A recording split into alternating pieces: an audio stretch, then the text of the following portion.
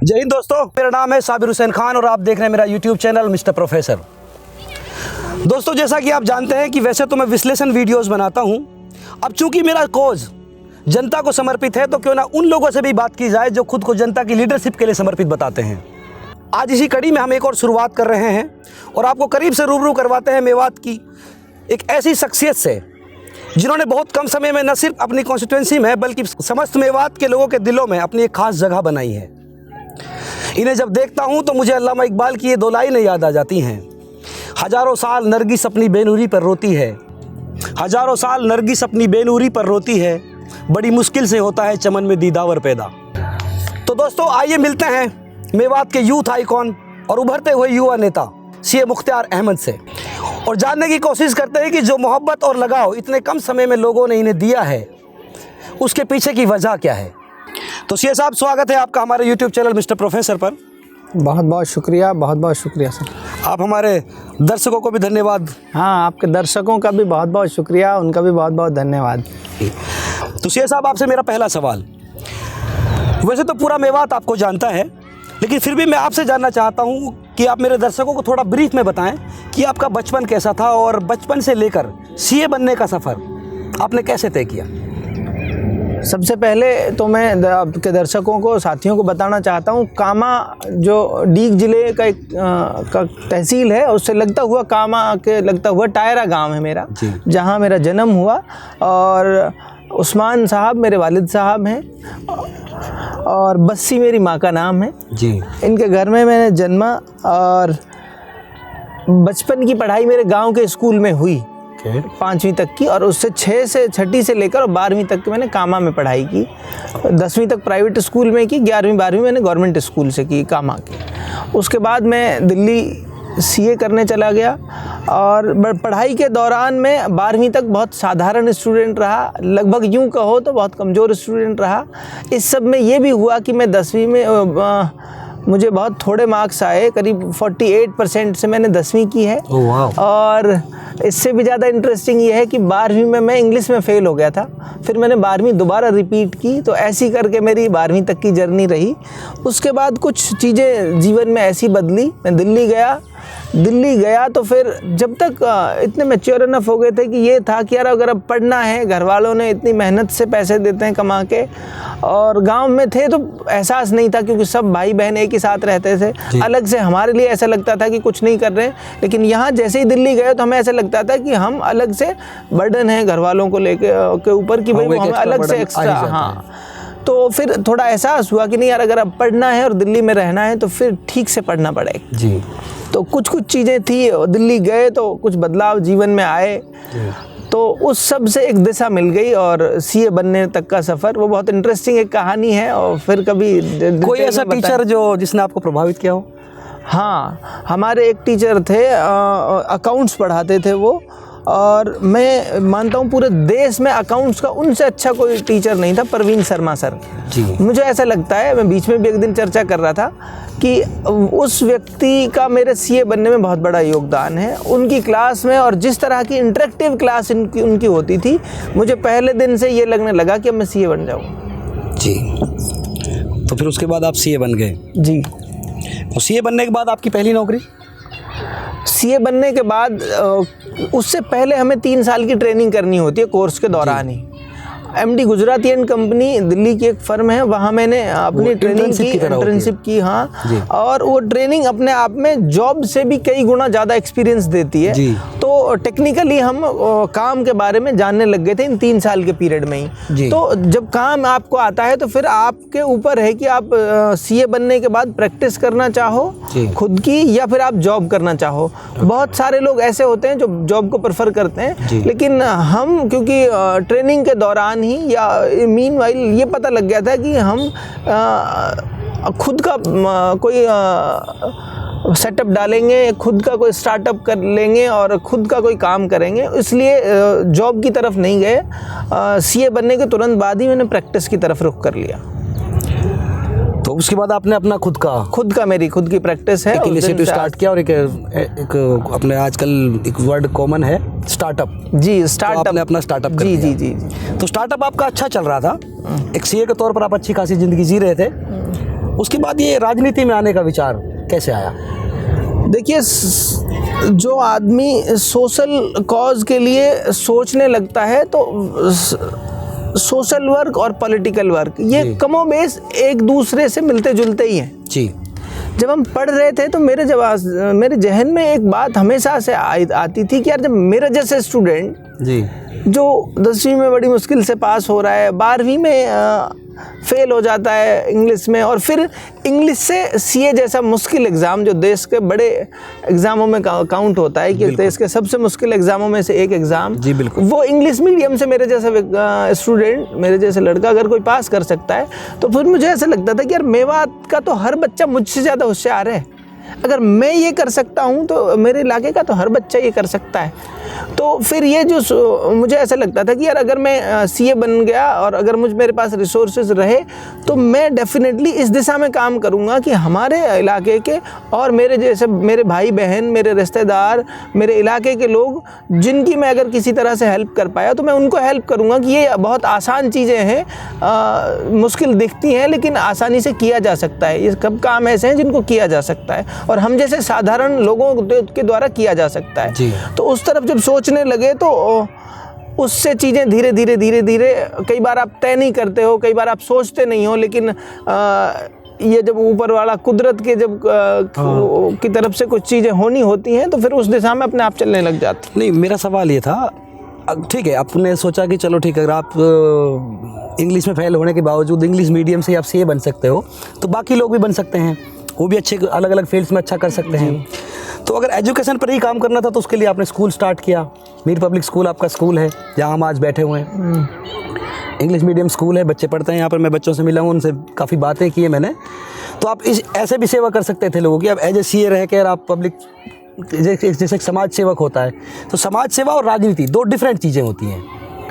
तो ये राजनीति में ही आने का विचार क्यों आया? मैं बेसिकली, आपको ये लगता था कि जो करंट लीडरशिप है आपके यहाँ की, उससे पहले मैं एक बात कहना चाहता हूँ। मेरे नज़रिए से समाज सेवा और राजनीति दोनों अलग अलग चीज़ें नहीं हैं। ये मेरा अपना नज़रिया हो सकता है। कहीं ना कहीं वो चलो मिल जाती है, पर समाज सेवा आप बिना राजनीति में आए भी कर सकते हो। आपका जैसे स्कूल आपने ओपन किया, अब इसी स्कूल में आप थोड़े बच्चों को अलग से एजुकेशन दे करके आप उस तरह से भी सेवा कर सकते हो। कई फॉर्म्स होती हैं। मैं आपको बताता हूँ मेरी नज़रिया इसके पीछे क्या था। जैसे ये एक स्कूल है, ये एक बहुत लिमिटेड रिसोर्सेज हैं इस इलाके की ज़रूरत के हिसाब से। इस इलाके में ऐसे 50 स्कूल हों तब भी थोड़े हैं। ये इस इलाके का इस तरह का अकेला स्कूल है और आप इसकी सराउंडिंग की मेवात की आबादी लगा लो, 3 लाख तो वोटर कामा विधानसभा के, और जनसंख्या के एतबार से आप इनको और मतलब 6-7 लाख रुपए की आबादी तो यहाँ कम से कम होगी। हाँ, मैं लिटरेसी रेट के आंकड़े मेरे पास हैं। अब मैं ये समझता हूँ कि इतने बड़े इलाके में एक अकेला इंस्टीट्यूट इस इलाके की ज़रूरतों को पूरा नहीं कर सकता। अब मुश्किल से हम रेजिडेंशियल रख के 300 बच्चे पढ़ाते हैं, तो ये बहुत मैं ये कहना चाहता हूँ कि बहुत लिमिटेड एक्सेस है लोगों के पास कि इस तरह के एजुकेशनल इंस्टीट्यूट को वो विज़िट कर पाएँ या उनमें अपने बच्चों को पढ़ा पाएँ।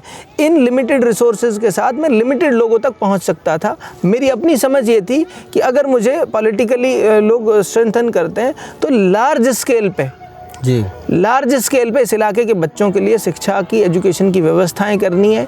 इस तरह की जैसे एक इंस्टीट्यूट खुला, इस तरह की कोशिश करके मैं मुश्किल से 1000 बच्चे 2000 बच्चे तैयार कर पाता अपने पूरे जीवन में। ये मेरी अपनी समझ थी इसके पीछे।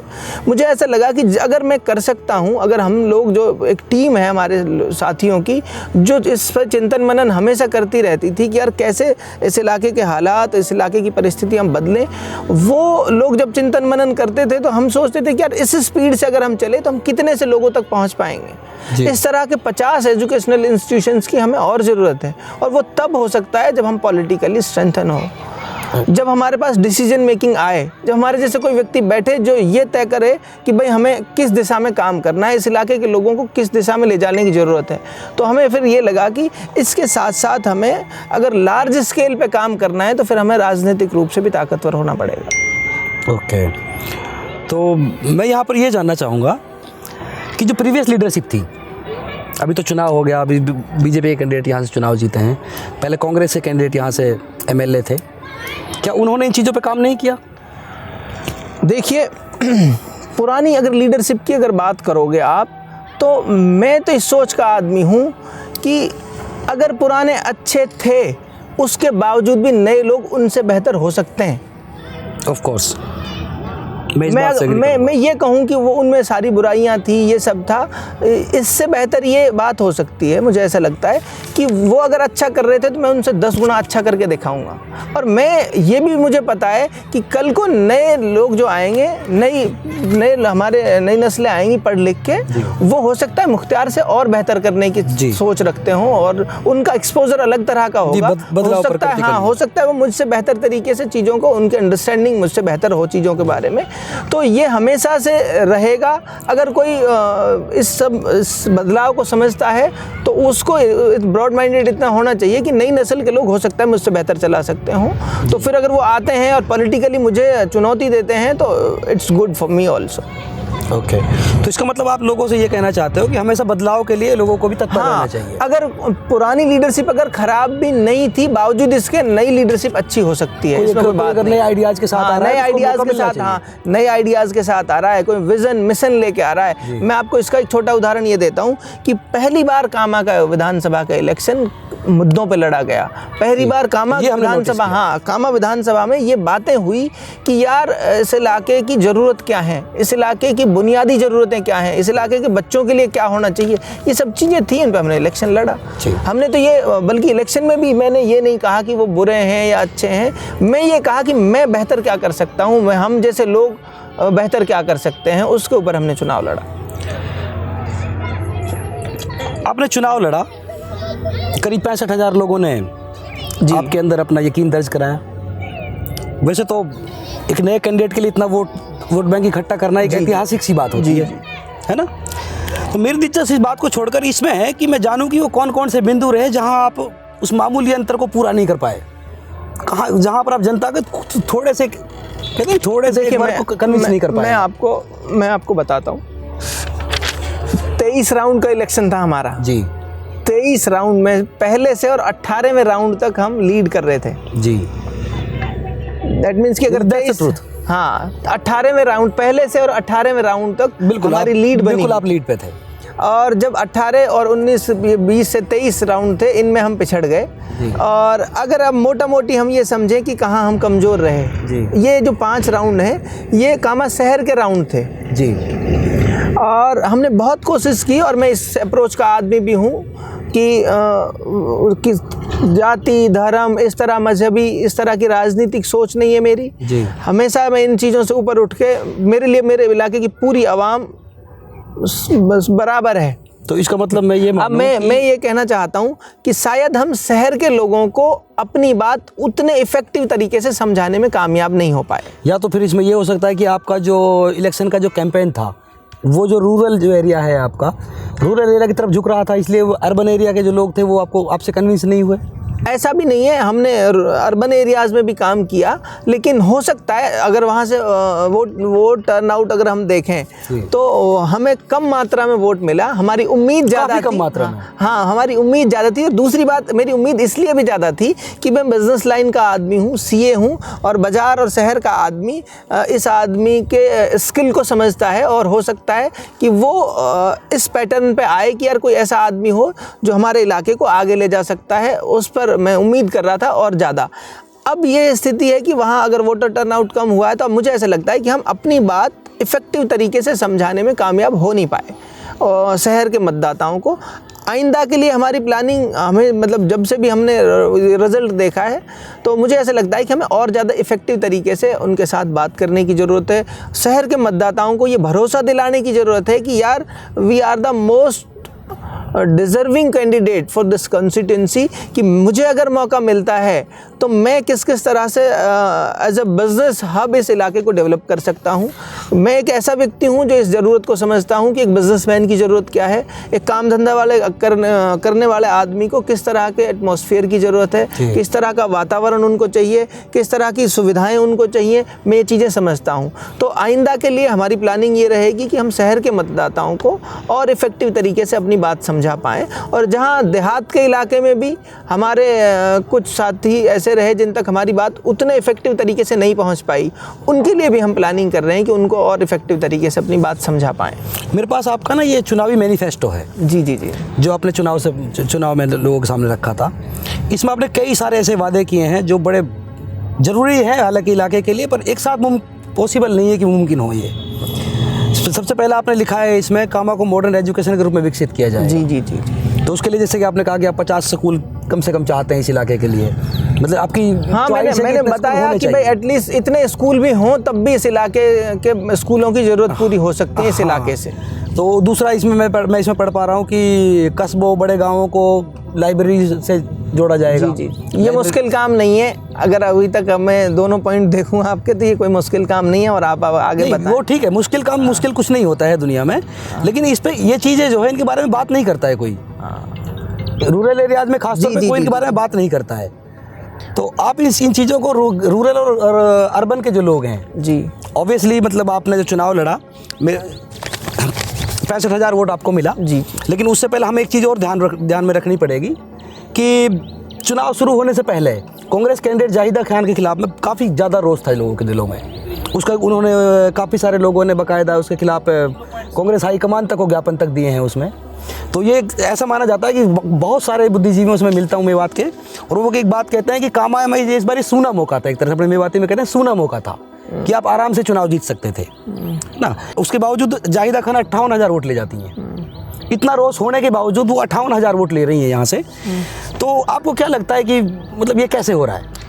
देखिए, अगर हम इस तरह से एनालिसिस करेंगे इस रिज़ल्ट का तो फिर एक बात और समझनी पड़ेगी आपको। इससे पहले कामा विधानसभा से आदरणीय मजलिस साहब चुनाव लड़े थे इंडिपेंडेंट, तो उनको भी बहुत थोड़ी वोटें आई। 1990 एग्जैक्टली मुझे ध्यान नहीं है कौन सी सन की बात है, वो मैं रिकॉल नहीं कर पा रहा। और मैं ये बताना चाह रहा हूँ, उससे पहले आदरणीय हमारे नूर मोहम्मद जी चुनाव लड़े, वो उस इलाके की बड़ी शख्सियत हैं। कई ऐसे बहुत नामचीन लोग चुनाव लड़ चुके हैं इंडिपेंडेंट।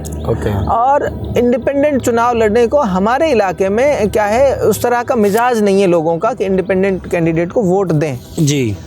और यहाँ टिकट का बड़ा एक परसेप्शन रहता है कि भाई जिसके पापास टिकट है उसी को ज़्यादातर लोग वोट देते हैं। शायद इससे पहले मैं ये कहना चाह रहा हूँ कि 65-70 हज़ार लोगों ने जिस तरह से हमें वोट दिया, ये बहुत बड़ा मैंडेट था। वो ऐतिहासिक है, मैं उसको मानता हूँ, ऐतिहासिक है। अब वो 58,000, 55,000, 60,000 वोट अगर कोई कैंडिडेट टिकट पे ले गया तो इसका मतलब ये है कि वो पार्टी से जुड़े हुए लोग हैं जिनको ये लगता था कि भाई मुख्तियार हो सकता है उतने वोट नहीं ले पाए।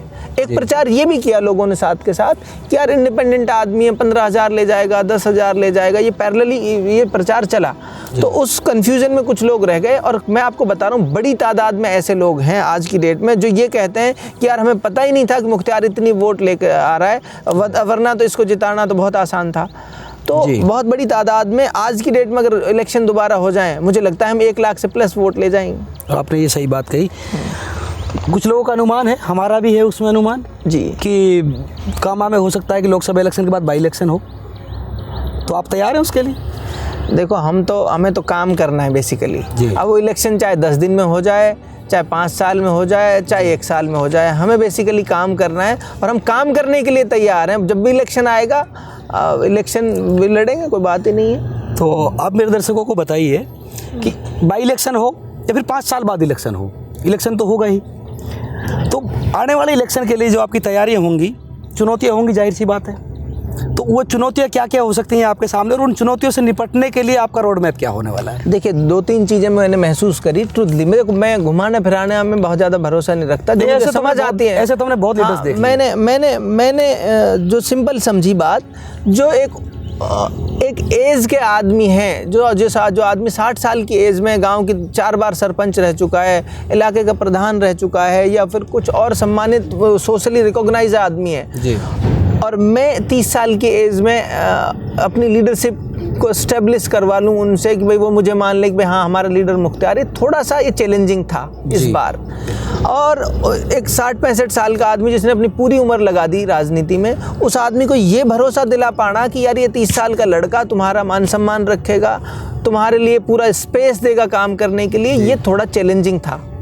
और कुछ हद तक हम भरोसा बना पाए इस बार भी बहुत बड़ी तादाद में। आप ये देखो ना, कांग्रेस के कैंडिडेट से ज़्यादा बड़ा भरोसा लोगों ने हम पे किया जी, ऑफ कोर्स। और इस बार भी अगर हमें पार्टी सिंबल मांग रहे थे, हम भी, जो सबको पता ही है कांग्रेस का, अगर हमें सिंबल पे पार्टी लड़ाती चुनाव तो आप चुनाव ये मान के चलो आप कि बिना टिकट के ये जो मौजूदा विधायक है हमारे खिलाफ चुनाव लड़ती, मैं दावे के साथ कह रहा हूँ 2000 से 5000 वोट पर निपट जाती।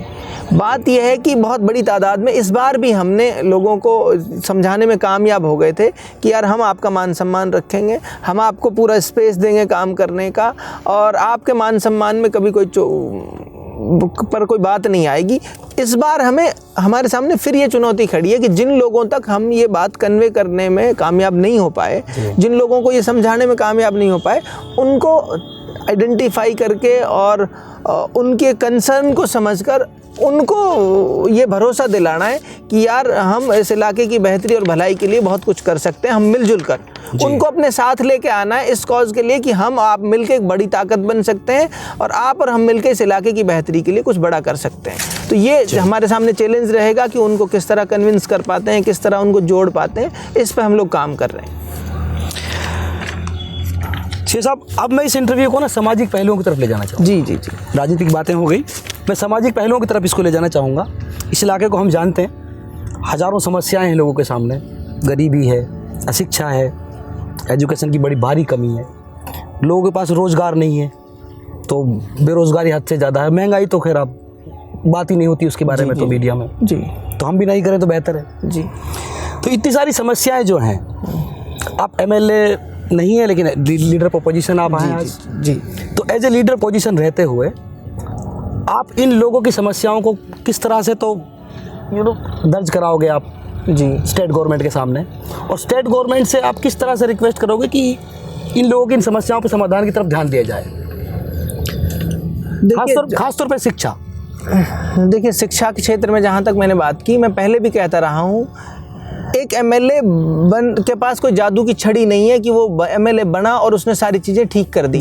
एमएलए बनने के बाद भी हम लोगों से हमें डायलॉग करना पड़ता, लोगों के साथ बातचीत करनी पड़ती, लोगों को ये भरोसा दिलाना पड़ता कि यार जो चीज़ें हमने अपने एक्सपीरियंस से, हमने अपने तजुर्बे से सीखी हैं, उन चीज़ों को समझकर हम जो बात कह रहे हैं वो इलाके और इलाके के बच्चों को और नई नस्लों की भलाई की बात है।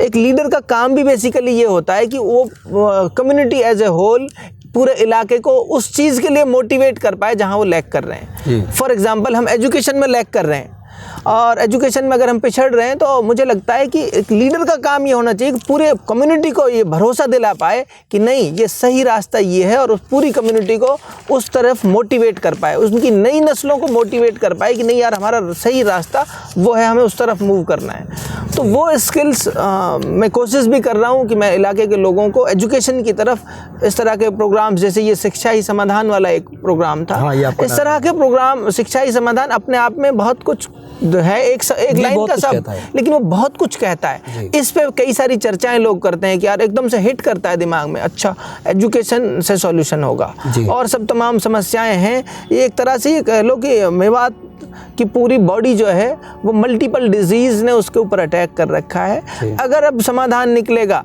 तो एक तरह से बोन मैरो है ये एजुकेशन इनकी, अगर हम इसको ठीक करेंगे तो ये नया ब्लड बनना शुरू होगा, नया ब्लड बनना शुरू होगा तो चीज़ें ठीक होनी शुरू हो जाएंगी।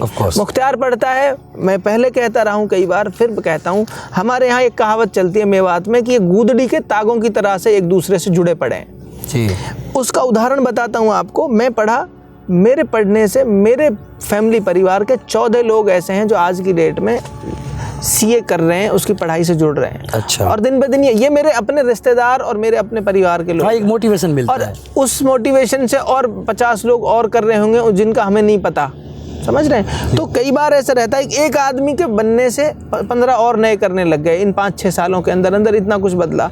जैसे ही कोई ये बच्चे निकल के आएंगे, इनको देखा देखी बहुत सारे लोग करने लगेंगे, तो ये पॉजिटिव बदलाव है।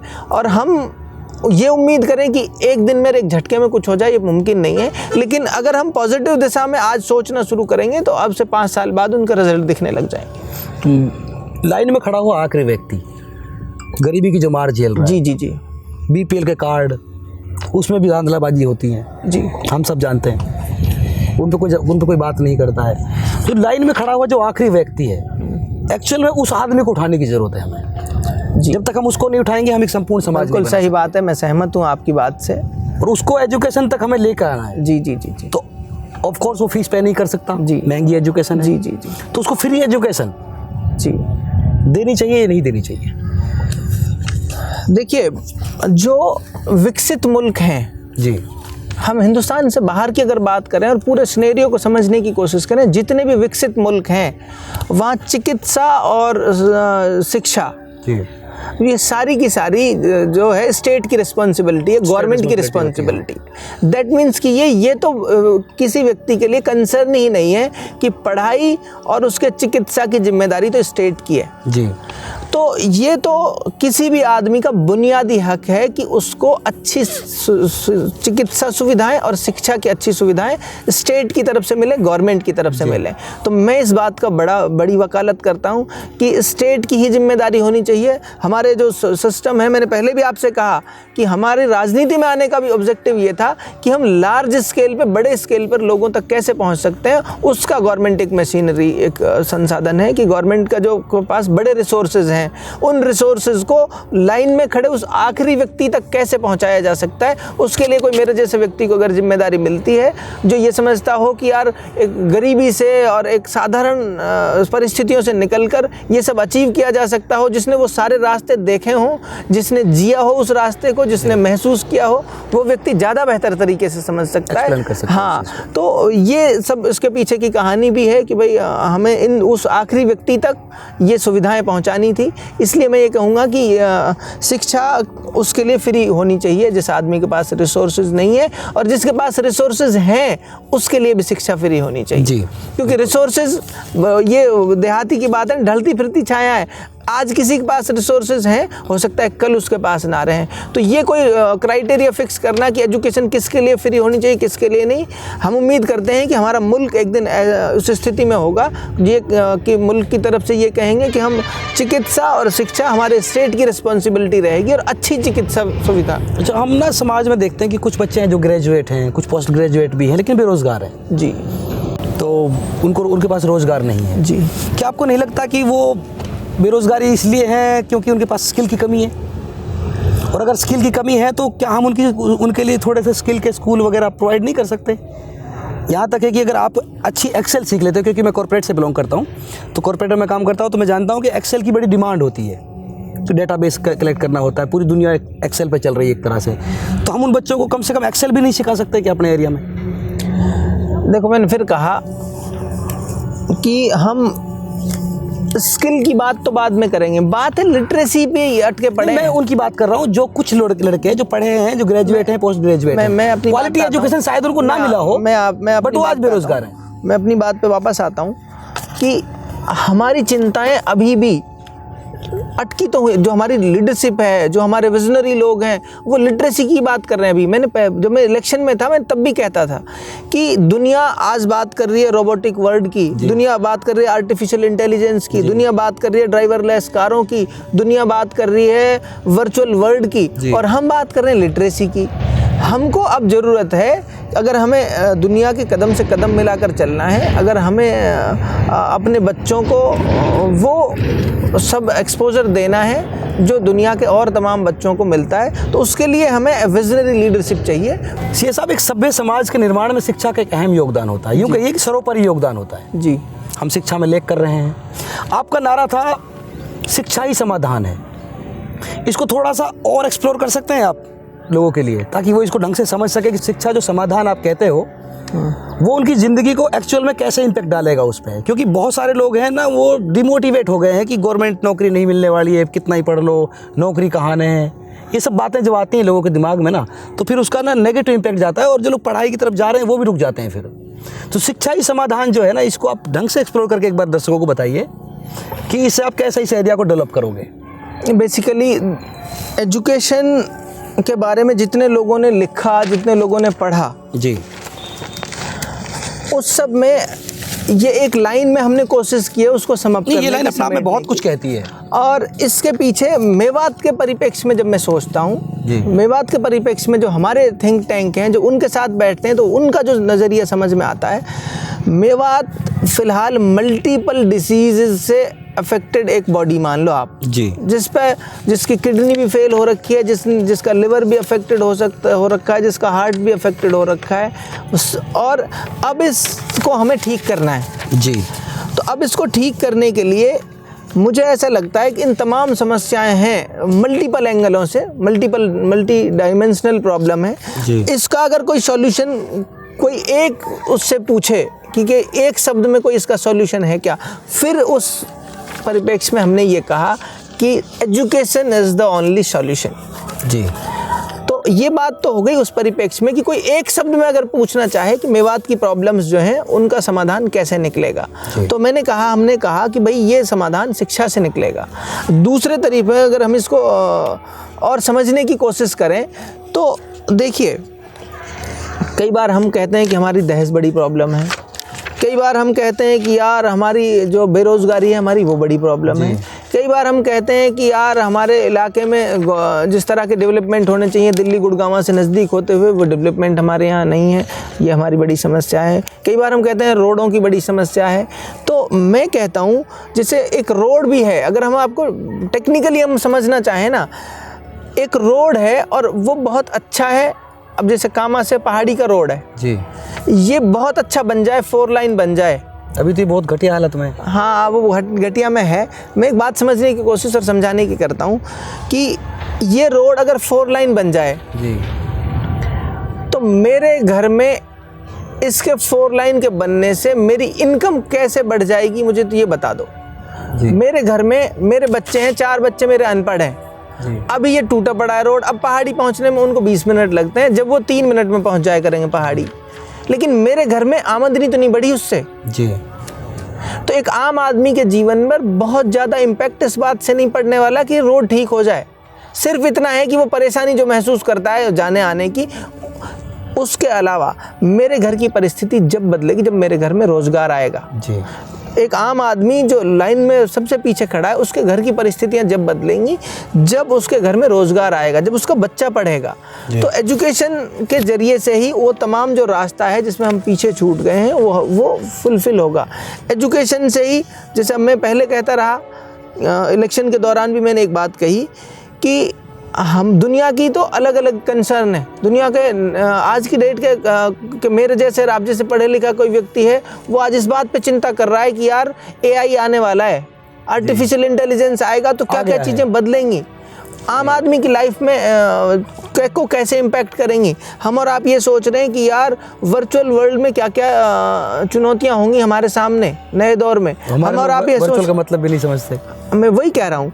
और हमारे कंसर्न क्या है, हमारे पॉलिटिकल लोगों के, हमारी लीडरशिप का कंसर्न क्या है, वो ज़्यादा से ज़्यादा कहते हैं, बात करते हैं कि भाई हमारी लिटरेसी रेट कम है, हमारी ये समस्याएं हैं। मैं भी कहता हूँ, लेकिन बात यह है कि इस पूरे सिनेरियो को समझकर हमें ज़रूरत है ऐसी लीडरशिप की जो आज की डेट की लिटरेसी रेट की समस्या को भी समझ पाए, क्योंकि जो हमारी एक्चुअल समस्या है, जब ग्राट रूट्स में अगर प्रॉब्लम है तो वहाँ से ही चीज़ों को ठीक करना पड़ेगा ना। हमारी ऐसी लीडरशिप की ज़रूरत है जो हमारी लिटरेसी की प्रॉब्लम को भी समझ पाए। हमें ऐसी लीडरशिप चाहिए जो हमारे पढ़े लिखे लोग हों, उनको स्किल्ड करके उनकी बिजनेस अपॉर्चुनिटियाँ, जॉब अपॉर्चुनिटियाँ, उनके लिए क्या क्या संभावनाएं दुनिया में हैं वर्ल्ड वाइड, उन तमाम को समझकर उनके लिए बेहतर जो है विकल्प उनको उपलब्ध करा पाए, उनकी आज की डेट की ज़रूरतों को भी समझ पाए और उनके बीच बेहतर एक बैलेंस बना पाए। एक ऐसी लीडरशिप की ज़रूरत है जी। तो मुझे लगता है पिछले 1-2-3 साल से समस्या हम देख रहे हैं, कामा विधानसभा खासी प्रभावित है इससे, आसपास का इलाका भी अछूता नहीं है। साइबर क्राइम, या फिर अपने मेवाती भाषा में अगर कहें तो इसको ओलेक्स बाजी, इस पर पुलिस का डंडा भी चलता रहता है, कुछ लोग गिरफ्तार भी होते हैं। लेकिन इसको जब हम करीब से देखने की कोशिश करते हैं, जांचने की कोशिश करते हैं जब हम इसको, तो ये दिखाई देता है कि ये ना लोगों में बहुत बुरी तरह से घुस चुकी है चीज़। इससे निपटने के लिए आपका क्या? देखिए, मेरी समझ इस बारे में, मैं गाँवों में गया, पूरे इलाके में घर घर घुमा हूँ मैं चुनाव के दौरान जी।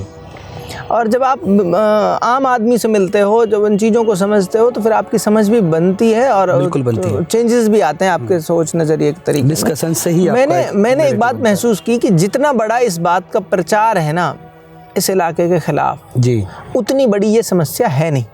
ओके। जितना बड़ा इसका प्रचार है, इसको मेनस्ट्रीम मीडिया तक में सुनने हाँ, वो मेनस्ट्रीम मीडिया में बड़े बड़े छापेंगे, बड़ी बड़ी चीज़ें करेंगे, ये सब होंगी।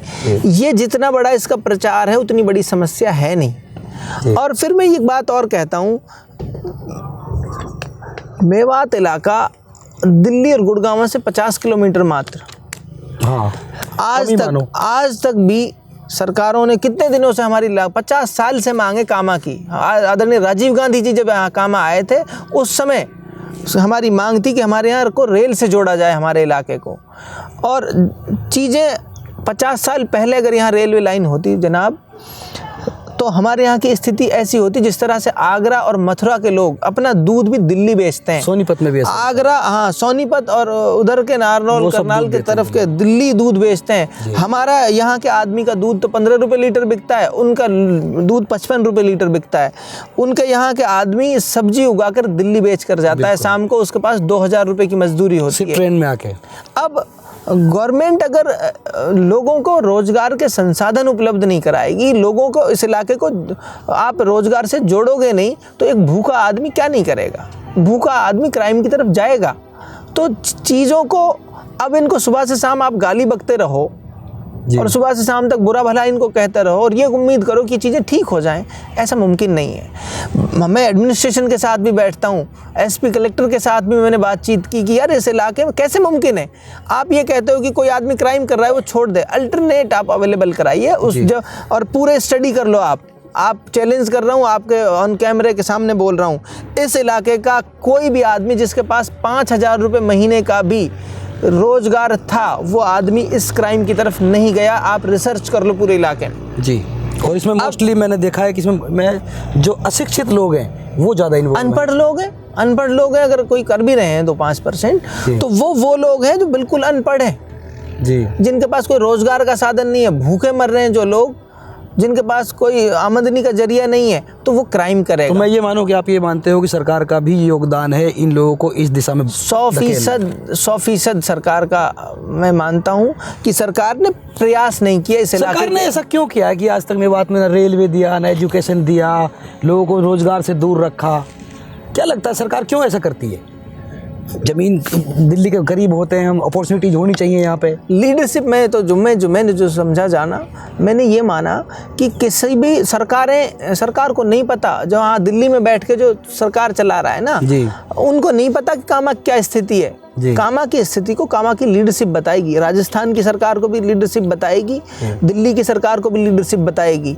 हमारे यहाँ पिछले साल मसला हुआ नासिर जुनैद के मामले में जी। राजस्थान का मुख्यमंत्री आता है यहाँ हमारे यहाँ इलाके में, ठीक है।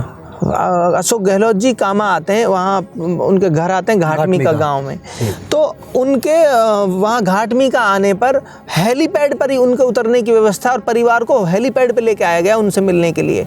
ये हमारी कमज़ोर लीडरशिप की बदौलत हुआ। हमारी लीडरशिप मजबूत होती तो उनके कच्चे मकानों को भी देख के जाते, उनकी झोंपड़ियों को भी देख के जाते, हमारे इलाके के लोगों का रहन सहन भी देख के जाते। क्यों नहीं देख के गए? एक आपको मौका मिल रहा है कि आप अपनी बड़ी लीडरशिप के पास, स्टेट लीडरशिप को आप ये बता सको, सेंट्रल लीडरशिप को ये बता सको कि हमारी ये हालत है, हमारे पास रोजगार के संसाधन नहीं है। इसका मतलब जो हमारी जो लोकल लीडरशिप है वो उनको इस बात के लिए डेफिनेटली एक लंबा समय आप फॉर्मेलिटी पूरी ना करके प्रॉपर काम कीजिए। कन्विंस करने की बात नहीं है, मेरी समझ ये कहती है कि हमारी लीडरशिप ने अगर ईमानदारी से कोशिश की होती तो हमारी परिस्थितियाँ आज और होती। और क्या लगता है ये लोगों ने बार बार इस लीडरशिप को क्यों चुना है फिर मेवात के लोगों ने? देखिए, मैं लोगों को क्यों चुना है बात, ऑब्वियसली हम डेमोक्रेसी में रहते हैं, चुनाव होते हैं, चुनाव ठीक है, लोग होते हैं जो लीडरशिप इलेक्टेड होती है। देखो अब बार बार इन्हीं को वोट क्यों कर रहे हैं? अभी भी अगर हम देखें, कामा को छोड़ दो, ये एक्सेप्शनल सिचुएशन मान लो कि कुछ नौजवानों ने हिम्मत करी, और मैं तो सरफिर ही कहता हूँ, इनको पागल लोग थे, दीवाने ही थे जो इन मौजूदा हालातों में भिड़ने के लिए तैयार हो गए कि गर्दन कट जाए चाहे मर जाए। लोगों ने डराया भी, धमकाया भी, लेकिन वो अड़ गए इस जिद पे कि नहीं, हमें इस भ्रष्ट व्यवस्था के खिलाफ लड़ना है। हम इस कुचक्र में जिसमें पिस रहे हैं, इस चक्की में, इस व्यवस्था के खिलाफ लड़ना है। उन्होंने तय कर लिया और लोगों को इफ़ेक्टिवली कम्युनिकेट कर पाए। अब सोशल मीडिया का दौर है, अपनी बात इफ़ेक्टिवली कही, लोगों को वो असर करती चली गई, तो यहाँ चीज़ें बदली नहीं। आज भी वही व्यवस्था है कमोबेश, आज भी वही स्थितियाँ हैं पूरे मेवात की। चंद परिवार जिन्होंने राजनीति में से लूट लूट के घर भर लिए, आज वो पैसे से मजबूत हो रखे हैं। कोई आदमी उभरता है तो वो उनको दबाने का, ख़त्म करने का काम करते हैं। कामा में व्यवस्था भी ये थी, मुझे कोई डर नहीं है ये बात बोलने में, कामा में एक ऐसी व्यवस्था थी कि पूरे इलाके पर नज़र रखी जाती थी अपने कुछ लोगों को छोड़ के कि किसका काम धंधा अच्छा चल रहा है। और जिस किसी आदमी का भी ये उनको थ्रेट लगती थी ना कि ये आदमी ठीक से कमा रहा है, ठीक से काम कर रहा है और ये आने वाले समय में हमारे लिए और हमारे बच्चों के लिए रोड़ा बन सकता है, मुसीबत बन सकता है, हर उस आदमी को तबाह करने की पूरी कोशिश की जाती है। ये आप जाहिदा खान के लिए बोल रहे हो? मैं लीडरशिप की बात कर रहा हूँ, जो भी यहाँ सत्ता में रहे, वही लीडरशिप में थे ना, जो भी रहा है। अब मैं नाम नहीं लेना चाहता किसी का, जो भी लीडरशिप यहाँ रही और इस इलाके के सब लोग जानते हैं, आप सब समझते हो, सुन रहे हैं जो, वो सब समझते हैं, दर्शक सब समझते हैं। तो इस तरह की लीडरशिप आज भी यहाँ की जाती है और मेवात के और हिस्सों में भी आज भी ये एक्सरसाइज होती है। कामा में तो हमने एक चीज़ और नोटिस करी है, प्रीवियस जो पिछले 5 साल की योजना रही है, उस योजना में हमने ये देखा है कि जो पावर है उसका डिस्ट्रीब्यूशन ही नहीं हुआ है, वो कंठस्थ करके एक जगह रखी गई है। अब जैसे एमएलए तो चलो ठीक है, जाहिदा खान थी, पर पहाड़ी से प्रधानी किसके पास थी जी, कामा से प्रधानी किसके पास थी? तो लीडरशिप का डिस्ट्रीब्यूशन, जो नेतृत्व है उसका डिस्ट्रीब्यूशन नहीं हुआ है। और डेमोक्रेसी में अगर आप डिस्ट्रीब्यूशन नहीं कर रहे हो पावर का, तो फिर आप मतलब कैसी डेमोक्रेसी? तो राजशाही हो जाती है एक तरह से। इसके बारे में भी लोगों में रोष था, लेकिन वो उस तरह से नहीं था जिस तरह से होना चाहिए था। हमारे वहाँ ये कहते हैं वो कि डबल इंजन की सरकार है। डबल का यहाँ तो डब्बे भी 4-4 जोड़ रखे हैं। बाबा तू भी लटक जा, बेटी तू भी लटक जा इस रेल में, और बेटा तू भी लटक जा, और प्रधान जी तू भी लटक जाती है। तो क्या लगता है आपको, मेवात के लोग काबिलियत समझते हैं? नहीं समझते? मैं तो ये मानता हूँ समझते हैं। इफेक्टिवली कम्युनिकेट करें। आज देखो, दौर बदलते हुए दौर के साथ चीज़ें बदलती हैं। एक चीज़ आपको पहले समझनी पड़ेगी, पहले मुझे अगर किसी से अपनी बात कहनी थी, किसी को कुछ समझाना था, उसके लिए मुझे या तो रैली करनी पड़ेगी या बड़े लोग इकट्ठे करने पड़ेंगे। मैं जब मेरी बात कह सकता था कि भाई कोई भी क्या कहना चाहता है, उस ज़माने दौर में उसके लिए बहुत बड़े रिसोर्सेज की ज़रूरत थी जी। अब से अगर हम 20 साल पहले की बात करें तो अगर मुझे 1 लाख लोगों तक अपनी बात पहुंचानी है तो हो सकता है मेरे कितने बड़े रिसोर्सेज उसमें लग जाएं जी। लेकिन आज जिस दौर में हम रह रहे हैं, अगर हमारी बात में दम है, अगर हमारी बात की वैलिडेशन है, तो बिना 10 पैसे लगे बिना भी मेरी बात लाखों लोगों तक पहुंच सकती है जी। इफ़ेक्टिवली अगर हमने कम्युनिकेट किया है सोसाइटी को, उनके जो इश्यूज़ हैं उनको ठीक तरीके से समझकर और उनका ठीक समाधान पेश किया है, तो डेफिनेटली लोग कन्विंस होते हैं। और उसका मैं एक बड़ा उदाहरण हूँ। हमारी जो हमने इलेक्शन लड़ा वो इसका एक बड़ा उदाहरण है, बड़ा एग्जाम्पल है कि आप अगर सोसाइटी के लोगों को ठीक से एड्रेस कर पाते हो, उनकी समस्याओं को, और उनके सॉल्यूशन ठीक से पेश कर पाते हो, तो लोग कन्विंस होते हैं और लोग इस बात पे आते हैं। इसका एक बड़ा उदाहरण और, दिल्ली में हम जब पढ़ाई के दौरान थे उधर, तो अन्नावाड़ा जो मूवमेंट हुआ, उन लोगों ने इफ़ेक्टिवली दिल्ली के लोगों को ये बात समझाई कि जो है सरकारें और ज़्यादा जवाबदेह हो सकती हैं, सरकारें और ज़्यादा जो है रिस्पॉन्सिबल हो सकती हैं लोगों के लिए। उन्होंने एक मूवमेंट किया और उसका नतीजा ये है कि पिछले 3 बार से वहाँ पे उसके तो कई सवाल या निशान भी हैं, वो होंगे। मेरा क्वेश्चन, मेरा आंसर ये था आपकी बात से लोगों को इफेक्टिवली अगर आप कम्युनिकेट कर पाते हो तो आपकी बात लोगों तक पहुंचती है। ये बात लोगों तक पहुंचती है। मेरा सवाल ये था, एक आपके मैंने कई सारे वीडियोस देखे हैं, चुनाव के दौरान भी देखे थे। आप एक कहते हो क्रांतिकारी, क्रांतिकारी वाली जो आवाज़ आप उठाते हो, क्रांति मतलब आप कार्यकर्ताओं क्रांतिकारी कहते हो, अपने खुद को आप क्रांतिकारी मानते हो एक तरह से। और आपका ये भी मानना है मेरे ख्याल में कि इस इलाके में सच में क्रांति की ज़रूरत है जी। और इसी क्रांति के उसमें आपने ये नारा दिया है कि शिक्षा ही समाधान है। मैं एग्री करता हूँ कि शिक्षा ही समाधान है, लेकिन मैं आपसे ये जानना चाहता हूँ कि कैपिटलिज्म की इस दुनिया में जो लोग गरीब है, गरीबी की मार झेल रहे हैं जो लोग, उन तक इस शिक्षा ही समाधान नाम की जो टॉर्च है आपकी, इसकी रोशनी आप कैसे पहुँचाओगे? बिना एमएलए रहते हुए भी आप क्या कर सकते हो इसके लिए? देखिए अभी हम जिस तरह की व्यवस्था चलाते थे, यू हैव द रिसोर्सेज। पहले क्या था, मैं 1 मिनट एक्स्ट्रा लेना चाहूँगा। जी लीजिए। कि हमने जब इस इंस्टीट्यूशन की शुरुआत की तो हमारे सामने चैलेंज था कि यार हमें इंग्लिश मीडियम अच्छा स्कूल चलाना है जिसमें क्वालिटी जो स्टूडेंट हैं वो हम तैयार कर पाएँ। तो हमारे सामने चुनौती ये थी कि हमारा जो पेरेंट्स है वो तो पढ़ा लिखा नहीं है, हिंदी भी, यहाँ से बच्चा जाएगा बैग लेकर इंग्लिश मीडियम का, ना वो उसको होमवर्क करा पाएगा और ना वो उसको गाइड कर पाएगा जी। तो हमने सोचा कि हम रेजिडेंशियल रखते हैं बच्चों को, और रेजिडेंशियल हम कम बच्चों को रखते हैं लेकिन अच्छा पढ़ाते हैं जी। हम इस सोच के साथ हमने काम शुरू किया, और मिनिमम जो फीस हम पेरेंट्स से ले सकते थे एट कॉस्ट जी। क्योंकि आज आप देखोगे बोर्डिंग स्कूल की 1.5 लाख से 1 लाख से ऊपर सबकी फीस है। हम आज भी करीब 50 to 60,000 के अराउंड, गर्ल्स का 50,000 के अराउंड 45,000 लेते हैं शायद हम पहली क्लास से बच्चियों की, और ऐसे करके हम कुछ फीसें चार्ज करते हैं। तो मिनिमम से मिनिमम जहां ब्रेक इवन हो सकता था कॉस्ट से भी कम पे हम काम कर रहे हैं, सिर्फ इस सोच के साथ कि यार हम कम से कम रिसोर्सेज में अच्छी शिक्षा दे पाएँ। लेकिन अब जैसे जैसे चीज़ें हमने भी फेस करी, इलाके के लोगों को भी हमसे बहुत उम्मीदें हैं, तो अब हम ये चाहते हैं कि हम ऐसी व्यवस्था भी शुरू करें जो बच्चा पड़ोस के गांव का है वो स्कूल से अपनी एजुकेशन लेकर घर वापस चला जाए, उसको मिनिमम से मिनिमम बहुत थोड़े से रिसोर्सेज में उसके बच्चे तक एजुकेशन पहुंच जाए। तो हमारी भरपूर प्रयास हैं इस तरफ, हमारे पूरे फोकस हैं हम इस बात पे कि आप करो। और उसके लिए उस तरफ भी है हमारी एक व्यवस्था और हमने इस बार लागू की है कि हम हर साल कम से कम 50 ऐसे बच्चे सर्च करके गरीब फैमिलियों के जो गांवों में बिल्कुल ऐसे हैं लोअर मिडिल क्लास जो फैमिलीज से आते हैं, गरीब तबके से जो आते हैं, उनके बच्चों को हम फ्री ऑफ कॉस्ट भी अपने पास रखेंगे। और ये अभी आप सोच रहे हो? ये हमारे इस बार के उस जो नेक्स्ट सेशन आ रहा है इसमें हम इसी पे आने वाला था मैं। देखो काबिलियत कहीं भी हो सकती है। जी। कहते हैं ना कीचड़ में कमल खिलता है। तो ये जो आप कह रहे हो कि 50 बच्चों का प्रावधान रखते, क्यों ना आप एक फिक्स परसेंटेज ऑफ सीट रख दो अपने यहाँ पे कि भाई हम हर साल एक कैंपेन चलाएंगे और उस कैंपेन के जरिए हम उन बच्चों को ढूंढेंगे जो टैलेंट, जिनके अंदर टैलेंट है। हम अभी भी ये सच में गरीबी रेखा से नीचे जी रहे हैं। अभी भी ये व्यवस्था आज के सिस्टम में भी है जो हम रेजिडेंशियल रखते हैं, उसमें हमने कुछ चीज़ें ऐसी कर रखी हैं कि कोई अगर फादरलेस कोई बच्चा है तो उसके लिए सपोज करो कि हम 20% रिबेट दे देते हैं फीस में, 20% उसको हम फीस में से कम कर देंगे। कोई बच्चा फादर और मदरलेस है तो उनके लिए उनकी फाइनेंशियल कंडीशंस के बेसिस पे उसको जैसे स्कूल फीस वेव कर दी, उसकी हॉस्टल फीस वेव कर दी। ये आज भी व्यवस्थाओं का पार्ट है। कोई ऐसे केसेस जो स्कूल नोटिस करता है कि इनको ज़रूरत है, ये बच्चा अच्छा है पढ़ने में, इनको फीस में रिबेट की ज़रूरत है, इनको फाइनेंशियली सपोर्ट करने की ज़रूरत है, उनको आज भी इस व्यवस्था में भी, एग्जिस्टिंग व्यवस्था में भी इसको आप कंटिन्यू रखते हुए आप वो भी कीजिए। हमारा सजेशन है आपके लिए, उसकी ज़रूरत है, उस पर हम काम कर रहे हैं। डेफिनेटली हमारी एक पूरी व्यवस्था है स्कूल में, और हमारे जो लिमिटेड रिसोर्सेज हैं उन सब रिसोर्सेज में मैक्सिमम टू मैक्सिमम जितने लोगों तक हम पहुंच सकते हैं उसकी प्लानिंग कर रहे हैं। कई बार ऐसा रहता है कि हम प्लान करते हैं, रखिए प्लानिंग और एग्जीक्यूशन में भी वेरिएंस आते हैं। जो कई बार प्लान कर रहे होते हैं एग्जैक्टली वैसी चीज़ें नहीं होती, तो फिर आप रिव्यू करते हैं खुद के डिसीजन को।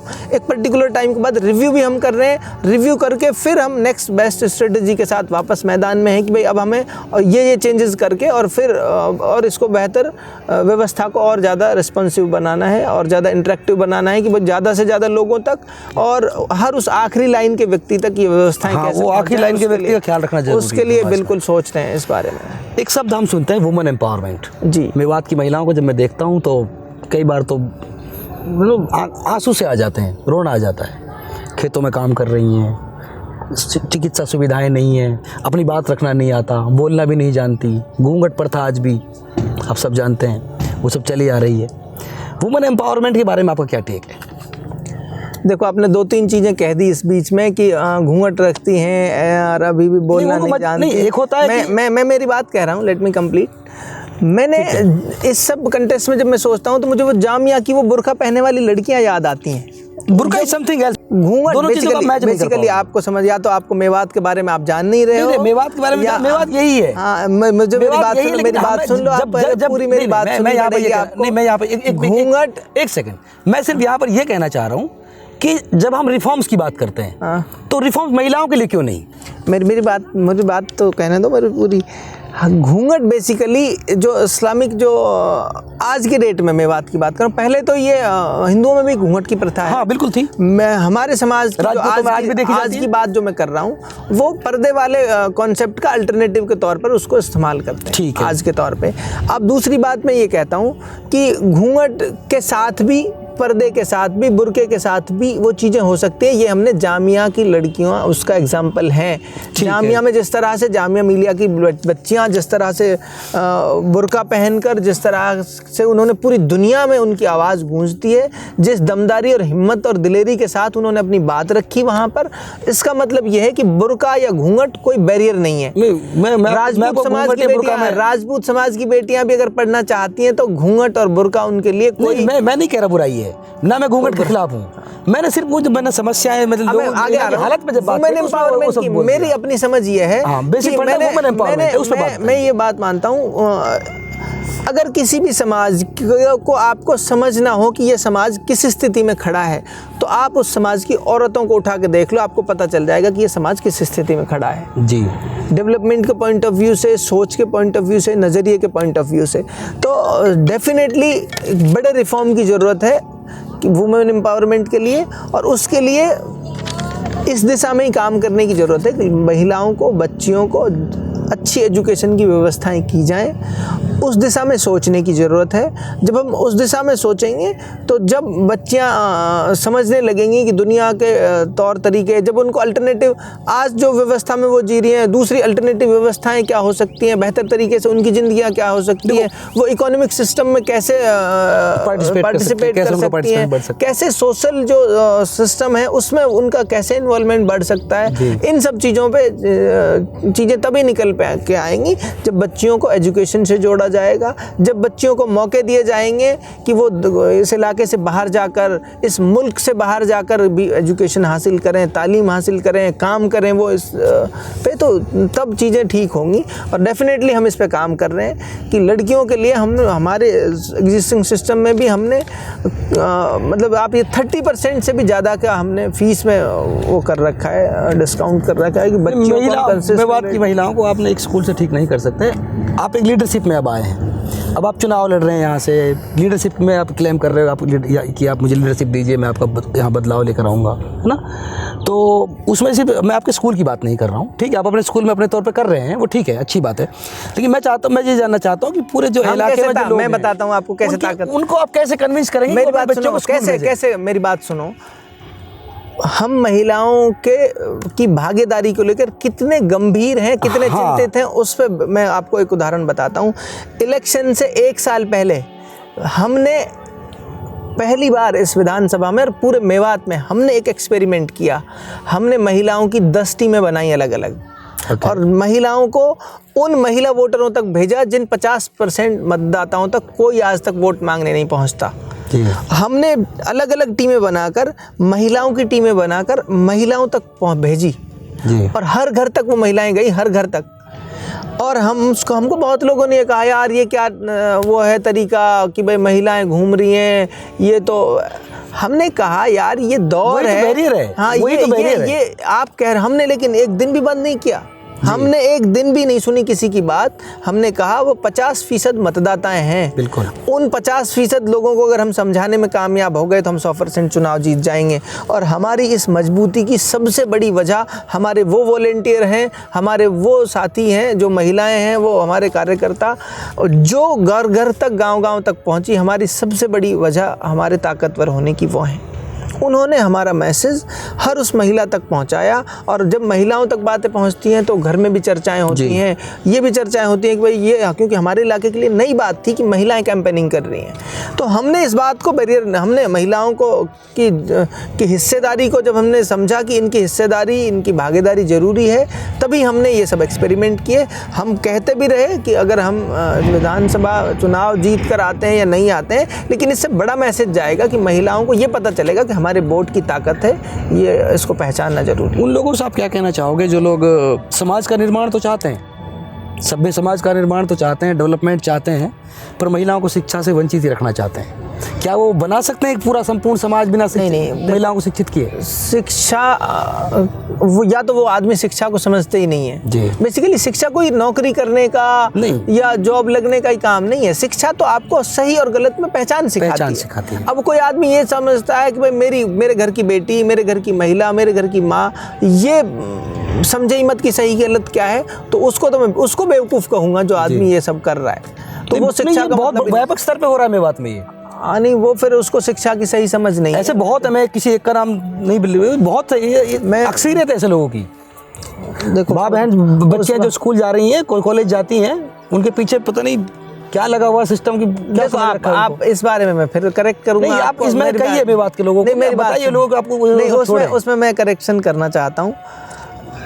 अगर कोई बेटी किसी की बहन अगर कॉलेज जा रही है और उसका भाई उसको कॉलेज छोड़ने जा रहा है या उसको मॉनिटर कर रहा है, तो कई बार क्या है, देखो लड़कियों को लेकर हमारा जो समाज है उनके सिक्योरिटी पॉइंट ऑफ व्यू से थोड़ा उनके कंसर्न है। हाँ, है उनके कंसर्न। और सिर्फ इस कंसर्न की वजह से ही ये बातें हैं। तो ये डाउट जो है ना, ये भरोसा कम होने वाली बात है। दोनों चीज़ें हैं। देखो, पैरेलली काम करने की ज़रूरत है। आप एक साइड से काम नहीं कर सकते। आप ये कहो कि जिनकी लड़कियां हैं वो लड़कियों पे भरोसा करें, उसके पैरेलल आपको ये काम करने की ज़रूरत है। जिनके लड़के हैं उनको तमीज़ सिखाएं। हाँ, वो भी जरूरी है। वो पैरेलल काम होगा जब सोसाइटी में भरोसा जब डेवलप हो जाएगा ना। जब जैसे मैं एक पेरेंट्स हूँ, मैं बहुत पढ़ा लिखा हूँ, मेरी बहन है, मेरी भतीजी है, मेरी बेटी है, उनको लेकर मेरे भी कंसर्न है कि वो अगर कॉलेज जा रही हैं, स्कूल जा रही हैं, तो उनकी सेफ्टी सिक्योरिटी देखो एक कंसर्न है। और जब समाज का ठीक निर्माण होने लगेगा, जब हम लड़कों को भी बराबर डांटने लगेंगे, लड़कों से भी ये पूछने लग जाएंगे कि सुबह से अब तू कहाँ था। लड़कियों से 10 सवाल पूछ लेंगे हम कि सुबह से कहाँ थी, कहाँ गई, बता के क्यों नहीं गई। लड़कों से हम कभी नहीं पूछते। ये माइंडसेट का फर्क है ना। हाँ, तो जब वो एक पार्ट ठीक होगा तो दूसरे पे अपने आप काम शुरू हो जाएगा। जब पेरेंट्स को ये फील होने लग जाएगा। तो ये है ना कि वो कब होगा। आप ये कह रहे हो कि पहले लड़कियां, अभी थोड़ी देर पहले आप ही ने कहा कि आज के जो मॉडर्न वर्ल्ड में जब दुनिया आर्टिफिशियल इंटेलिजेंस की बात कर रही है, वर्चुअल वर्ल्ड की बात कर रही है, इसकी बात कर रही है, उसकी बात कर रही है, टेक्नोलॉजीज की बात कर रही है, हम आज भी नहीं उलझे हुए हैं। नहीं, देखो ये दोनों चीजें डिफरेंट है। इसको अगर हम और डिले करते हैं तो फिर हम कहाँ जाएंगे? मैं तो नहीं चाहता कि हम डिले करें। मैं तो ये चाहता हूँ कि समाज में इस तरह के जो कंसर्न हैं उनसे बाहर निकलकर, उनसे ऊपर उठकर हम बेटियों को भरोसा दें और उनको सही से हम समझाएं। एज ए पेरेंट्स हम उनको गाइड करें क्या सही है क्या गलत है, और व्यवस्था से उनको लड़ना सिखाएं, भरोसा करें। हाँ, लड़ना सिखाएं उनको। ये वो प्रियंका गांधी का नारा, लड़की हूँ ये लड़ सकती हूँ। लड़की हूँ लड़ सकती हूँ, बिल्कुल लड़ सकती हैं महिलाएं और लड़ना चाहिए। मैं तो उससे एक आगे बोलता हूँ, लड़की हूँ लड़ सकती हूँ और लड़ना चाहिए। बिल्कुल लड़ना चाहिए के लिए। शेर साहब, हमने आपसे बात की, बेरोजगारी पे बात हुई, शिक्षा पे बात हुई, सामाजिक समस्याओं पे बात हुई। एक समस्या और है मेरी बात में, जो लोग बिजनेसेस कर रहे हैं, छोटे या बड़े बिजनेस कर रहे हैं, वो ट्रेडिशनल तरीके से बिजनेसेस कर रहे हैं। उन ज़्यादातर लोग जो हैं पढ़े लिखे जो लोग हैं, ज़्यादातर वो लोग नौकरी की तरफ चले जाते हैं। जो लोग कम पढ़े लिखे हैं या फिर जो लोग मदरसों से पढ़ रहे हैं, ज़्यादातर मैं देखता हूँ, जैसे शहरों में देख रहा हूँ कि जो लोग मदरसों से पढ़े हैं, मैं ये नहीं कह रहा मदरसे की एजुकेशन ख़राब होती है, एजुकेशन अच्छी है सारी, लेकिन जब वो बिजनेसेस करते हैं तो वो ट्रेडिशनल तरीके से बिजनेस करते हैं। मॉडर्न वर्ल्ड है, टेक्नोलॉजी का ज़माना है, ऑनलाइन भी आप प्रोडक्ट्स को पे सेल कर सकते हैं।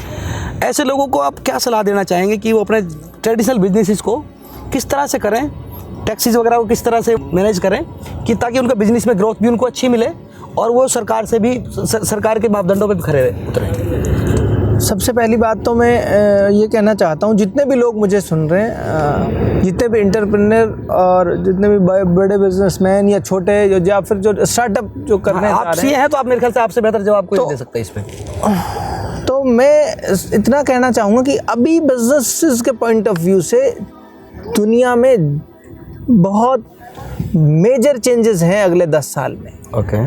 फॉर एग्जाम्पल, अभी दैनिक भास्कर ने कुछ दिन मतलब मुश्किल से महीने 1.5 महीने पहले इलेक्शन के दौरान पीरियड में एक पेज छापा दैनिक भास्कर ने। वो ये कहते हैं कि अगले 6 से 8 साल में 40% से ज़्यादा जॉब्स जो हैं ख़त्म हो जाएंगी। ये कहा दैनिक भास्कर ने। यहाँ के जो लोकल, मैं इसलिए कर रहा हूँ कि लोकल जो लोग हैं उनके बीच की कोई पब्लिकेशन है, उनके बीच का कोई न्यूज़पेपर है, वो किसी बात को कह रहा है तो वो उन तक भी पहुँची होगी। जी। और जो दुनिया को ठीक से समझने वाले लोग हैं, विजनरी लोग हैं, वो ये मान के चल रहे हैं कि दुनिया में बहुत बड़े चेंजेस हैं। फॉर आने वाले एग्जांपल, हाँ, 7-8 साल में। हाँ, टेस्ला के जो ऑनर हैं जी, उन्होंने ये कहा अभी कुछ दिन पहले एआई के बारे में कि दुनिया को परमाणु और जो ये हैं इनसे इतना खतरा नहीं है जितना खतरा एआई से है। जी, उनका स्टेटमेंट है ये। जी। तो वो ऐसे लोग हैं जिन्होंने दुनिया को अपने काम से बड़े स्तर पर प्रभावित किया। जी, बिल्कुल किया है। एलन मस्क की आप बात कर रहे हैं? जी, मैं एलन मस्क की बात कर रहा हूँ। जी। एलन मस्क ये कहते हैं कि भाई दुनिया को अब सबसे बड़ा मैं उसको सदी का क्रांतिकारी आदमी मानता हूँ। हाँ, तो वो लोग उस खतरे को आज समझ पा रहे हैं। जी। तो मैं बिजनेसमैन को ये कहना चाहता हूँ कि अगले 8 से 10 साल में मेजर चेंजेस हैं पूरी दुनिया में। बिजनेस के पॉइंट ऑफ व्यू से, काम को करने के तरीके के पॉइंट ऑफ व्यू से चीज़ें मोस्टली तो मेरे ख्याल से काम को करने के तरीके से, हाँ, काम को कैसे बेहतर तरीके से किया जा सकता है। और अब कई बार देखो, ये इनिशियल स्टेज है एआई का, और अभी से उसके बारे में ये बातें कही जा रही हैं, बिल्कुल इनिशियल स्टेज में। जब वो अपने पूरे शबाब पे होगा तब उसमें से कितनी सारी चीज़ें और इमर्ज होंगी, कितने सारे उसमें से चीज़ें निकल कर आएंगी। तो उन सब चीज़ों को ध्यान में रखते हुए बिजनेसमैन का काम यह है कि 10 से 15 साल को कम से कम प्रिडिक्ट कर पाए कि चीज़ें कैसे कैसे बदलेंगी, मेरे बिजनेस में क्या क्या पॉसिबल चेंजेस हैं, कि कैसे, जैसे बिजनेस करने का ही तरीका है। फॉर एग्जांपल कि आज एक आदमी ये है कि कोई किसी प्रोडक्ट को सपोज करो 10 रुपये में बेच रहा है जी, और उसको पता है कि मेरे लिए इसकी कॉस्टिंग इतने पे आ रही है और मार्केट में आमतौर पर सभी 10 का बेच रहे हैं जी। तो मैं मेरे प्रोडक्ट को अगर अच्छी सेल कर सकता हूं तो मैं कई गुना और एक्स्ट्रा प्रॉफिट ले सकता हूं। तो सोशल मीडिया के माध्यम से, सोशल प्लेटफॉर्म के माध्यम से, ऑनलाइन सेल के माध्यम से इन चीज़ों को समझकर और अपने मार्केट साइज़ को भी ग्रो करें। बहुत सारे बिजनेसेस को देखता हूं मैं कि जिन्होंने रातों रात इतने बड़े स्केल पे उन्होंने अपना बिजनेस बढ़ाया, सिर्फ एक वीडियो डाला उन्होंने अपने प्रोडक्ट का कि ये मेरा प्रोडक्ट है जी, और ये इसकी कीमत है और मैं आपको घर डिलीवर कर दूंगा और इसमें मेरी गारंटी है, ये वारंटी है इसकी। तो लोगों को जब ये पता चला कि यार जिस चीज़ को हम मार्केट से खरीद रहे हैं कि 2 गुना दामों में और वो चीज़ हमें आधे रेट पे मिल रही है और उसकी गारंटी, वारंटी और वो सब चीज़ें उसको ट्रस्ट हो जाए तो उसका बिजनेस तो रातों रात कहाँ से कहाँ चला जाएगा। तो ये जो अगले 10 साल के चेंजेस हैं, इस चेंजेस को बहुत क्लोजली मॉनिटर करके उन चीज़ों को समझकर और उनके लिए जो प्लानिंग्स जो करनी है उन प्लानिंग्स को करके आगे बढ़े। तो मुझे लगता है कि ये चीज़ मैं उन लोगों को कैसे समझाऊं कि जो लोग सुबह दुकान खोलते हैं, शाम को बंद करते हैं, कैश में धंधा उठा रहे हैं और जाके सो जाते हैं, उन लोगों को मैं कैसे समझाऊं कि आने वाले वक्त में वो उनकी ज़िंदगियाँ कैसे बदलने वाली हैं, उनको क्या करने की ज़रूरत है, उनको ऑनलाइन ये बिजनेस करने के तरीक़ों को सीखने के लिए कोर्सेज करने की ज़रूरत है या फिर वो ऑनलाइन प्लेटफॉर्म से सीखें। उनको मैं छोटा एग्जांपल आपको देता हूँ। अब से पहले क्या था, इसको थोड़ा सा अच्छे से उसको अब से पहले क्या था, दिल्ली में हमने देखा जिससे डेल कंपनी है, डेल कंपनी के एक ही मार्केट में 10 जगह शोरूम हुआ करते थे, 4-4, 5-5 लाख रुपए जिनका मंथली रेंट जाता था और उनके पास 20-20 एम्प्लॉय काम करते थे जी, एक स्टोर में और उनका 10 लाख रुपए महीने का तो खर्चा था जी। अब उसका कंपनी ने क्या करा, एक आउटलेट है जिसका 10 लाख रुपए महीने, तो एक भी सिस्टम सेल ना करे उसको जब भी 10 लाख का कॉस्ट आएगी, वो तो आना ही ऑब्वियसली। एक वेंडर ऐसा जिसने ऑनलाइन कहा कि ये प्रोडक्ट है मेरा और मैं इसे बेच रहा हूँ और मैं इसकी कीमत, उसने उससे 2000 रुपये कम कीमत में उसको ऑफर कर दी। उसने तो ये कॉस्ट जो 10 लाख की कॉस्ट थी ये उसने ऐड कर रखी होगी ना अपने मुनाफे में। बिल्कुल। जो एक सिस्टम आया 50,000 का, तो ये 10 लाख रुपए की जो लागत है एम्प्लॉई को रखने की, दुकान के किराए की, लाइट की, ये सब खर्चे जोड़ रखे होंगे उसने, उसमें फिर बेच रहा होगा। एक आदमी की 0 कॉस्ट है, उसने सिर्फ एक पोस्ट डाली कि ये मेरा प्रोडक्ट है, उसकी ये स्पेसिफिकेशन है और ये मैं मार्केट में बेच रहा हूँ इतने रुपए में। अब कोई भी आदमी उस आउटलेट पे जाएगा और वहाँ ट्रैवल करके जाएगा, उससे अच्छा ये अपने घर में लेटा हुआ है वो रजाई में और वो अच्छा ये प्रोडक्ट है, मुझे ये चीज़ चाहिए, इसमें ये इसकी स्पेसिफिकेशन है, ये गारंटी वारंटी है, वो वहाँ से खरीदेगा जहाँ से 5,000 सस्ता मिल रहा है, वो क्यों जाएगा उस आउटलेट पे। तो चीज़ें जब बदलेंगी तो आप दुकान खोल के बैठे हो, अगर आपको ये नहीं पता होगा कि मेरे बिजनेस को ये चीज़ें कैसे इम्पैक्ट करेंगी तो आप इर्रेलेवेंट हो जाओगे। आपकी दुकान जिस प्रॉपर्टी की कीमत, फॉर एग्जाम्पल मॉल्स का कल्चर था, कितनी तेज़ी से ग्रो किया मॉल्स का कल्चर, आज मॉल जो है उनसे रेंट नहीं निकल रहा, कस्टमर के लिए तरस रहे हैं। कस्टमर के लिए तरस रहे हैं। वो कितने फेल हो गए हमारे यहाँ पड़ोस के। तो ये छोटी छोटी चीजें हैं, इनसे समझ, एग्जाम्पल के तौर पर अगर हम समझेंगे तो ये चेंजेस जो हैं ये समझ में आने लगे। ये आपको लगता है ये मॉल से चल के, ये बड़े बड़े आउटलेट से चल के, ये ग्राउंड रूट्स की जो छोटी दुकान है इन तक आएंगे? 100% आ जाएंगे, 100% आ जाएंगे जी। नोट कर लीजिए इस बात को, ये सच है। 100% आ जाएंगे। बहुत टेक्नोलॉजी जल्दी के आ जाएंगे। जमाने में ये बदलाव आएगा और आपको इसे सीखने की जरूरत है। रिसेंटली मैं बताऊं आपको, रिसेंटली जी मैं मेट्रो सिटीज के मेरे कुछ दोस्त हैं यार हैं, उनकी लाइफस्टाइल बता रहा हूँ। जी, अगर उनको दाल चाहिए ना ऑनलाइन मंगवाते तो वो ऑनलाइन ऐप है उनका, वो डालेंगे और वो दाल आ जाएगी है, सही उनको। बात है। आप 10 मिनट में आप खुद जाके लाओगे, उससे पहले आपके पास आ जाएगी, सस्ते दामों में आ जाएगी, क्वालिटी की चीज़ आ जाएगी। आपको सब्जी मंगानी आपके घर आ जाएगी। अब ये जब बड़े शहरों में होने लगा है तो डेफिनेटली छोटे शहरों में भी बहुत जल्दी आ जाएगी। जी बिल्कुल। आपसे मेरा एक इस कड़ी में आखिरी क्वेश्चन है, उसके बाद हम अगला राउंड करेंगे। जी। As a politician, what responsibilities are you accountable for? Not being an MLA, you are an politician now. आप लोगों के लीडर हैं, लोगों को 65,000 वोट मिला है। सबसे बड़ी मेरी नहीं, मैं इसको पूरा करता हूँ। आपने चुनाव लड़ा है, आप सेकंड पोजीशन रनर अप हैं। आप as a runner up candidate फिर भी आप पॉलिटिशियन ही कहलाओगे। जी। तो कौन सी रिस्पॉन्सिबिलिटीज है जिनके लिए आपको जनता अकाउंटेबल माने अभी के लिए? सिर्फ इसलिए कि शादियों में बुला लेना, ये कोई भी आदमी किसी भी वजह से अगर परेशान है जी, किसी भी वजह से XYZ, ओके, मैं उसका समाधान कर सकता हूं तो भी, मैं उसका समाधान नहीं कर सकता हूं तो भी, वो आदमी अगर किसी वजह से परेशान है तो वो मुझे रात को आधी रात में याद कर सकता है और उसके लिए मैं जवाबदेह हूं। ये साहब क्लियर कह रहे हैं, किसी की कोई भी समस्या हो, संकोच नहीं है मुझे वो इसका समाधान कर पाए नहीं कर पाए, पर इतनी गारंटी वो जरूर दे रहे हैं कि वो उसके साथ हर हालत में खड़े रहेंगे। मैं इतना कह रहा हूँ, उनको अपना हक समझना चाहिए इस बात का कि हम हक से उनसे कह सकते। सुन लिया भाई, हक दे दिया अब। हाँ, अपने लग जाओ पीछे अपनी। और हाँ भाई, शादी वादी में कम बुलाया करो यार, भी बहुत परेशान कर दियो। शादियों में भी बुलाओ, मैं तो ये नहीं कह रहा शादियों में बुलाओ। नहीं, शादी खुशी का मौका होता है, लेकिन हर इंसान की टाइमिंग भी होती है। बहुत सारे उससे क्या होता है, एफिशिएंसी कम हो जाती है। मतलब एफिशिएंसी मतलब नहीं, ऐसा कुछ नहीं है शादियों में। देखो, आपका एक्सपीरियंस अलग हो सकता है, लेकिन सीए साहब सब तरह तैयार है भाई। शादियों में जाने से एक साथ बहुत लोगों से मुलाकात हो जाती है। इसको बहुत लोगों से मुलाकात हो जाती है शादियों में जाने से। तो सीए साहब, अब हम ना सेकंड राउंड लेंगे। टाइम बच रहा है ना पूरा? एक ना हम एक रैपिड फायर कर लेते हैं, थोड़ा इंटरेस्टिंग हो जाएगा। और एक सेकेंड, रैपिड फायर से ही पता चलता है। रैपिड फायर, हाँ रैपिड फायर कर लेते हैं। ये जो क्वेश्चन है ना, ये जो बस आपको इसमें एक्सप्लेन नहीं करना है, हाँ ना बस खट। दोस्तों, अब हम स्टार्ट करते हैं rapid fire round with CA Mukhtiyar Ahmad. उम्मीद करते हैं ज़बरदस्त जवाब मिलेंगे, धमाकेदार। तो देखते हैं सीए साहब, रैपिड फायर का पहला सवाल आपसे।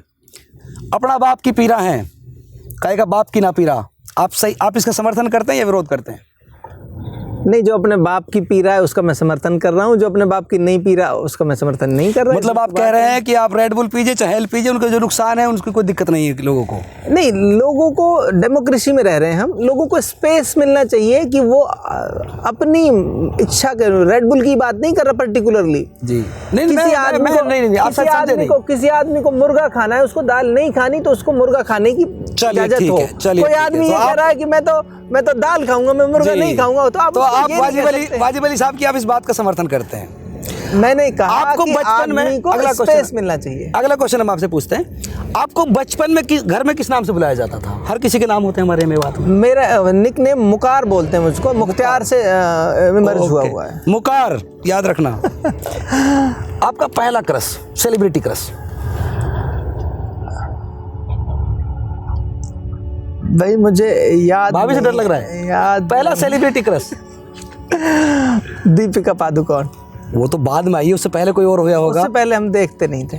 माधुरी दीक्षित कैसे, धक धक गर्ल। और रश्मिका मंदाना भी क्या है, वो आजकल वो भी अच्छी एक्ट्रेस है। अच्छा, ये फाइंड आउट किया हमने, रश्मिका मंदाना न्यू है और आजकल क्रश है उनकी। स्पोर्ट्स और social media? Sports definitely. Okay. अगर आपको जिंदगी में वापस बचपन से शुरू करने का मौका मिले तो कौन सी एक चीज आप बदलना चाहोगे? भैया सब कुछ मजेदार था। ना ना ना, वो है तो आज उसका जिक्र कर रहे हैं। अगर उसमें 70% होती तो शायद जिक्र नहीं करते। तो ऐसी कोई चीज़ बदलना चाहो? सब कुछ ठीक था मेरे ख्याल से। वो सब बदमाशियां शैतानियां जो हमने की हैं वो भी ठीक थी। वो बचपन में बच्चे वो को पार्ट ऑफ करनी लाइफ है सब। नौकचम चौधरी और जाहिदा खान, चाहिए। दोनों में से कोई नहीं।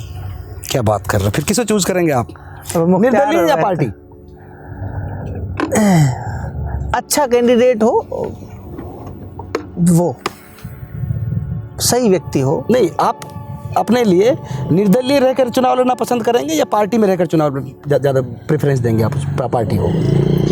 देखो मैं क्या चाहता हूँ, ये देखो पार्टी के पॉइंट ऑफ व्यू से तो पार्टी जिसको चाहेगी उसको लड़ाएगी। मैं तो ये कहूँगा कि मैं चुनाव लड़ूंगा जैसे भी परिस्थितियाँ रही, जैसे नहीं, पहले, आप जैसे आगे चल के हम ये माने कि मुख्तार साहब हमेशा निर्दलीय चुनाव लड़ेंगे या फिर किसी पार्टी से जुड़ेंगे? देखो अब जिस तरह का सिस्टम है राजनीति का कि इंडिपेंडेंट आदमी भी किसी न किसी के साथ एसोसिएट होता है, वो किसी न किसी के साथ जुड़ के काम तो करता आप है। इनडायरेक्टली ये कह रहे हैं कि आपको इंडिपेंडेंट रहना ज़्यादा पसंद है? मैं तो ये कह रहा हूँ कि इलाके के लोगों की आवाज़ बनना मुझे ज़्यादा पसंद है। तो मैं यहाँ पर ये कहूँ कि आपको टीम वर्क पसंद नहीं है, क्योंकि पार्टी तो टीम वर्क हो गया। नहीं, ऐसा कुछ नहीं है। इंडिपेंडेंट जब चुनाव लड़ते हैं तो आपको क्या लग रहा है कि मैं अकेला मेरे से आगे ही है? ये इतना बड़ा टीम वर्क था। इंडिपेंडेंट तो और बड़ा टीम वर्क की जरूरत नहीं, होती फिर है। बड़े स्केल पे जब आप जाते हो तो फिर बड़ी टीम नहीं, चाहिए मैंने ये होती है। कहा ना, मैंने इस बात का कहा कि किसी न किसी पार्टी के साथ आपको एसोसिएट होना पड़ता है। इंडिपेंडेंट जीतने के बाद भी वो वक्त समय की परिस्थितियां रहेंगी। अगला उस समय सवाल है कैसा आपसे, हालात रहेगा। मामन खान या आफ्ताब अहमद? दोनों अच्छे लीडर हैं अपने अपनी जगह के। नहीं, आप एक ही चूज कर सकते हो। Your most favourite? तजुर्बा आफ्ताब अहमद को ज्यादा है। अभी मामन खान पहली बार विधायक बने। अब आप नेता बन गए, डिप्लोमेटिक हो गए। सरकारी नौकरी या खुद का बिजनेस? खुद का काम और सरकारी नौकरी। ये बात आप लोगों को कैसे समझाओगे? ये बात, सरकारी नौकरी के पीछे पागल है ये तो। नहीं, जहाँ जो सरकारी नौकरियाँ भी जरूरी हैं, दोनों ही चीज़ें। तो अब आप एक पूछोगे तो फिर मैं यही बताऊंगा, क्योंकि मोदी जी भी यही कहते हैं कि पकौड़े की दुकान खोल लो। अब बात ज़्यादा आगे चली जाएगी। लव मैरिज और arrange marriage? Arrange marriage I think. तो लव मैरिज से मतलब आपको पसंद नहीं है? अच्छा, लव मैरिज का जो फॉर्मेट है ना, बेसिकली अब जैसे नहीं, वो वाली, आपने मैं उस वाली लव मैरिज की बात नहीं कर रहा। वो कोई ना भगा के लायो, मैं आप आई हूँ या के साथ, हमारे पीछे मत करी, जो वीडियो हमें वो मैं उस वाली लव मैरिज की बात नहीं कर रहा हूँ। मैं एक लव मैरिज एक प्रॉपर मैनर। फिर भी आप अगर किसी को पसंद करते हो, फिर भी आपके परिवारों की दोनों की सहमति आपके जीवन को ज़्यादा बेहतर बना सकती है। असहमतियों से ये रिश्ता ऐसा है कि थोड़े टाइम बाद आपको रियलाइज़ होने लगता है कि चीज़ें फैमिली की सहमति से ज़्यादा बेहतर हो सकती है। जी बिल्कुल, बेशक। मटन अफगानी या मटन कोरमा? दोनों। दोनों एक ही मिलेगा एक बार में तो। विराट कोहली और बाबर आजम? डेफिनेटली विराट कोहली का कोई मुकाबला नहीं पूरी दुनिया। जी बिल्कुल। कैश और UPI? UPI. Why don't cash? ये इस दौर की ज़रूरत है और वी नीड टू। नहीं, मैंने ये भी सुना है कुछ लोगों से, कुछ बुद्धिजीवियों से, कि थोड़ा कैश तो कैरी करना चाहिए। आप सीए हैं तो बेहतर बता सकते मैं ये मान के चलता हूँ आज के दौर में यूपीआई। मेवात के पिछड़ेपन के लिए जिम्मेदार मेवात की जनता खुद या फिर इसकी लीडरशिप? डेफिनेटली लीडरशिप, क्योंकि लीडरशिप का काम ही होता है कि जनता का लोगों- कोई दोष नहीं। ना जनता तो बेसिकली लीडर को फॉलो करती है। ओके, तो गलत भी कर रहे हैं तब भी आप हमारे लोगों से ज़्यादा फॉलो नहीं करता नेता को कोई। नहीं, ये बात सच है। तो अगर जिसको फॉलो कर रहे हैं वो ठीक करने लग जाएगा, चीज़ें ठीक होने लग जाएगी। ठीक है। बच्चे दो ही अच्छे हैं, सही या गलत? यार ये थोड़ा सा कॉम्प्लिकेटेड हो जाएगा। वैसे सरकार की अगर पॉलिसी है तो फिर मैं उसका फेवर करूंगा, दो बच्चे दो ही अच्छे। ओके। कांग्रेस लीडरशिप इनमें से किसके हाथ में होनी चाहिए, राहुल गांधी या Priyanka Gandhi? I think Rahul Gandhi. Okay. देश की जरूरत आज बीजेपी या कांग्रेस? देश लोकसभा चुनाव आने वाला है, मैं आपका व्यू जानना चाहता हूँ। कांग्रेस को मौका मिलना चाहिए। बीजेपी का 10 साल हो गए, उनका देखा कई बार कई मसलों में। अब कांग्रेस अगर आती है तो ये बदलाव हमेशा बेहतर होते हैं, चीज़ें बदलती रहें। बदलाव प्रकृति का नियम है कहते हैं। अशोक गहलोत और गोविंद सिंह डोटासरा? गोविंद सिंह डोटासरा। क्या बात है, मतलब इनके साथ कुछ खास लगाव है? खास लगाव, अभी प्रदेश के अध्यक्ष भी है वो, और उससे अलावा भी उस व्यक्ति से जितना मेरा इंटरेक्शन हो पाया वो मुझे ज़्यादा लीडरशिप की अच्छी क्वालिटियाँ लगी मुझे। अच्छा, गहलोत साहब से मेरी बहुत ज़्यादा इंटरेक्शन ठीक नहीं है, है। आपकी तो अपनी वजह है उसमें। बीजेपी का राजस्थान सीएम का चुनाव सही है गलत? मेरे हिसाब से ठीक है वो चुनाव। ठीक है। मेरे हिसाब से ठीक है। प्याज सी फोड़ देंगे, आप समर्थन करते हैं या विरोध करते हैं इस बात का? जिस कंटेस्ट में उन्होंने कहा शब्दों का हेर-फेर हो सकता है, जिस संदर्भ में उन्होंने कहा, जिस तरह की समस्या थी उसके संदर्भ, उस समस्या के संदर्भ में, और जो उनका कहने का रैपिड फायर खेल रहे हैं जब जो उनके कहने का मतलब था, उस नहीं, आप वो- कोई आप आदमी आप मेरे explain घर में नहीं कर आके, सकते ना। कोई मेरे घर में आके अगर मुझे चुनौती देगा हम तो फिर रैपिड फायर खेल रहे हैं, आप शायद तो समर्थन करेंगे या विरोध करेंगे, इसके अलावा नहीं कर कोई सकते मेरे आप। घर में आके चुनौती देगा तो फिर वो ठीक। नहीं, आप पॉलिटिशियन है मैं मानता हूँ, लेकिन अब किसी सवाल का तो सीधा जवाब दीजिए। प्याज सी फोड़ देंगे, आप समर्थन करते हैं या विरोध करते हैं? कोई मेरे घर में आके मुझे चुनौती देगा तो फिर मैं उसका समर्थन करूंगा। समर्थन करोगे, उसका विरोध करोगे, समर्थन करोगे? हाँ, मतलब मैं उस आपका कोई एक बेस्ट फ्रेंड जो एक, सिर्फ एक, जिसके साथ आप किसी को शामिल नहीं कर सकते, ना किसी के साथ बांट सकते उसकी चीज़? बहुत मुश्किल है। हम 3 दोस्त थे, वाजिद अंसार, रिजवान और मैं, ऐसे करके हम 4-5। 3 बहुत होते, हम भी 3 ही थे बचपन में। ओके, तो मैं फ्री शिक्षा देनी चाहिए, फ्री शिक्षा देनी चाहिए या नहीं? यदि हाँ तो आप अपने स्कूल में कब से स्टार्ट कर रहे हैं? मेरे स्कूल में अभी भी है, और मैं और बेहतर कोशिश करूंगा कि अभी और तो मतलब- ज़रूरतमंद लोगों तक ज़्यादा इफेक्टिव तरीके से पहुंचा जाए, मैं उसके पे भी हम काम ठीक करें। है। आपका फेवरेट हॉलीडे? बिजनेसमैन के लिए तो आज़ादी इतनी मिल जाती है कम से कम कि वो जिस दिन चाहे उस दिन छुट्टी कर लेता है। नहीं, फेवरेट हॉलीडे मतलब वीक में कौन सा दिन? संडे ठीक है, अच्छा, जुमा नहीं है?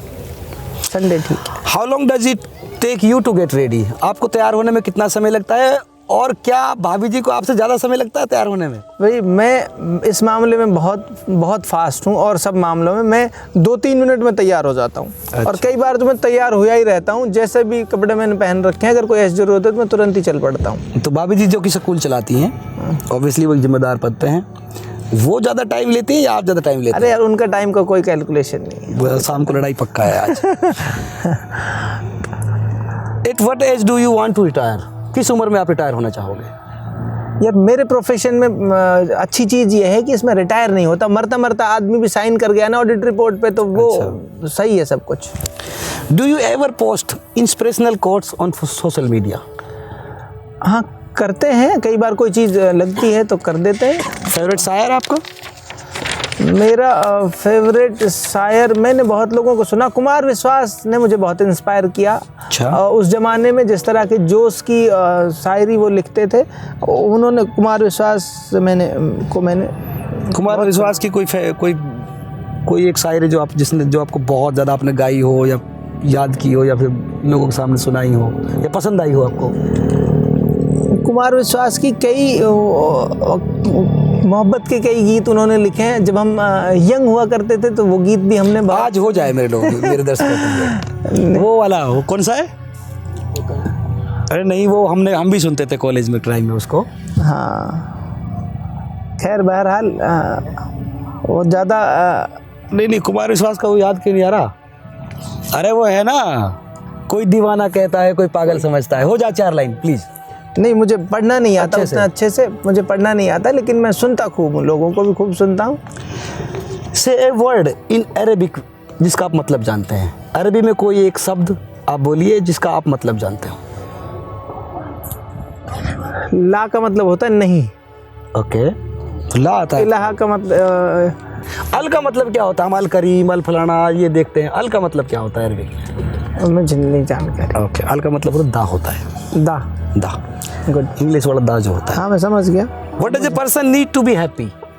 एक आदमी को खुश होने के लिए क्या चाहिए? आदमी को खुश होने के लिए बेसिकली, अगर कोई आदमी बहुत ज़्यादा झूठ बोलता नहीं है ना जीवन में, फिर वो खुश रहता है, मुझे ऐसा लगता है। चलिए, झूठ नहीं बोलता माकूल तो जवाब है इजी आपका। रहता है। क्या आप हमेशा जिंदा रहना चाहोगे? If you got a chance to live forever? नहीं नहीं नहीं नहीं, इसलिए नहीं कि अगर मैं अकेला रह गया और सारे लोग चले गए तो मैं क्या करूँगा यहाँ। आप एक साथ कितने पुलअप कर सकते हो? Pull up mean pushup? पुलअप तो वो होता है खींचने वाला होता है, लटक के करते हैं जो। पुशअप वो एक साथ मैं बहुत लोगों से करवा सकता हूँ। मैं खुद कितने कर पाऊंगा नहीं कह सकता। क्या महिलाएं कॉम्प्लिकेटेड होती हैं? पुरुष भी कॉम्प्लिकेटेड होते हैं कुछ लोग, और कुछ लोग बहुत आसान होते हैं। अभी एयरपोर्ट पे मैंने एक महिला को देखा, उसके टेम्परामेंट के जो मैंने स्किल्स देखे मैंने आज तक किसी आदमी में नहीं देखे। मेवात की कोई फेवरेट कहावत मेवाती में बोल के बताइए आप। मेवात की कोई फेवरेट आपकी फेवरेट कहावत तो बहुत सारी होएगी हैं। जो देखी जाएगी। होएगी जो देखी जाएगी, होएगी जो देखी जाएगी। तो अगर हम इस कहावत को अच्छी कहावत है। दिल पे नहीं लेते तो शायद हम यहाँ नहीं बैठे होते। हमने भी सोचा कि होएगी जो देखी जाएगी, गलत के खिलाफ लड़ना है हर हाल में, हर सूरत में। How many kids would you like to have? कितने बच्चे आप पसंद करते हो? कितने बच्चे हो आपके आप पसंद करो? मेरे तो अब पूरे इलाके के बच्चे ही मेरे हैं, मुझे तो उन सब के लिए सोचना है, कोई बात ही नहीं है। इसे कहते हैं पिता में। Do you believe in love at first sight? First sight तो नहीं होता, फर्स्ट साइट कुछ भी नहीं होती चीजें। ओके। फर्स्ट साइट तो कम से कम कुछ भी नहीं होता। आपको डांस करना आता है? आता है तो कौन सी फॉर्म आती है डांस? मुझे नहीं आता, कोई सा भी नहीं आता मुझे। देखना। आपने कभी किसी को मुंह पे थप्पड़ मारा है? नहीं, मैंने नहीं मारा। क्या आप अपने पैर के अंगूठों को बिना अपने घुटनों को मोड़े छू सकते हो? हाँ, छू सकता हूँ। बिना घुटनों को मोड़े? हाँ, बिल्कुल छू सकता हूँ। ओके। आपकी फेवरेट कार? मेरी फेवरेट कार है BS क्रॉस। अगर आपको हॉलीडे पर जाना हो, हाँ। छुट्टी पर जाना हो आपको, और आपको 7 के लिए इनमें से किसी एक को चूज करना हो, तो आप किसे चूज करेंगे? अताउल्लाह या फिर जाबिर? अताउल्लाह। जाबिर को क्यों नहीं? अब दोनों में से एक चूज करना है ना। ओके। अताउल्लाह कम से कम एंटरटेनिंग तो है यार। अच्छा, अताउल्लाह एंटरटेनिंग है। ओके जाबिर, ठीक है, चलिए इस पर ज़्यादा हम स्ट्रेस नहीं करते इस चीज़ को। If there is a spider in your house, अगर आपके घर में एक मकड़ी है तो आप उसको मारना पसंद करेंगे या फिर आप उसको आज़ाद छोड़? नहीं, वो आज़ाद रहे यार, क्यों मारना उसको? नहीं, कई बार जाले बुनते हैं, सफाई के दौरान मार देते हैं कई बार। ना। ओके। वो तो मारना कुछ भी नहीं है किसी को भी। अगर आपको एक सप्ताह लगातार सिर्फ एक ही चीज़ खानी पड़े तो आप क्या खाना पसंद करोगे? दाल रोटी। दाल रोटी एक वीक लगातार खा लोगे आप? हाँ, खा लो। कोई एक ऐसा देश जहां अगर आपको जिंदगी में कभी जाने को ना मिले तो कोई फर्क नहीं पड़ता? कोई एक देश जहाँ, दुनिया का कोई एक देश जहां आपको जिंदगी में कभी जाने को ना मिले तो आपको कोई फर्क नहीं पड़ता? कोई फर्क नहीं पड़ता मुझे। मैं नेपाल नहीं जाऊँ, भूटान नहीं जाऊँ, कोई क्या फर्क? पाकिस्तान भी नहीं जाऊँ तो क्या फ़र्क पड़ता है? मेरे वहाँ जाने से क्या है? मेरे को लगा आप पाकिस्तान पहले ही बोल दोगे। अगर आप पाकिस्तान बुलवाने के माइंडसेट से कह रहे थे तो मुझे समझ आया, इसलिए मैंने नहीं कहा। पाकिस्तान से क्या दुश्मनी है हमारी? नहीं। और है तो फिर टमाटर सब्जी है या फल है? टमाटर बेसिकली फल है। फल है? हाँ। इरफान, फल है ये? Is a human life is more valuable then A dogs life? दोनों की लाइफ इक्वली वैल्यूएबल है, लेकिन human life is more valuable. Okay. Rapid fire हम यहाँ ख़त्म करते हैं, और अब मैं इसी हिसाब से चाहूँगा कि वो मेवात के यूथ के लिए और अपनी कॉन्स्टिट्यूंसी के लिए, और मैं सिर्फ अपनी कॉन्स्टिट्यूंसी के लिए नहीं, मैं चाहूँगा कि वो पूरे मेवात के लिए, कोई काबिल आदमी है, सीए हैं, काम को समझते हैं, बिजनेसेस को समझते हैं, ग्रोथ को समझते हैं, और जितना अच्छा ये बता सकते हैं शायद ही दूसरा कोई बता पाए, तो मैं उनसे चाहूँगा कि वो पूरे मेवात के लिए अपना 1-2 मिनट में अपना एक बेहतरीन सा मैसेज दें, ताकि लोग उसे अपनी ज़िंदगी में इम्प्लीमेंट करें तो उनकी ज़िंदगी में वाकई में बदलाव आ सके।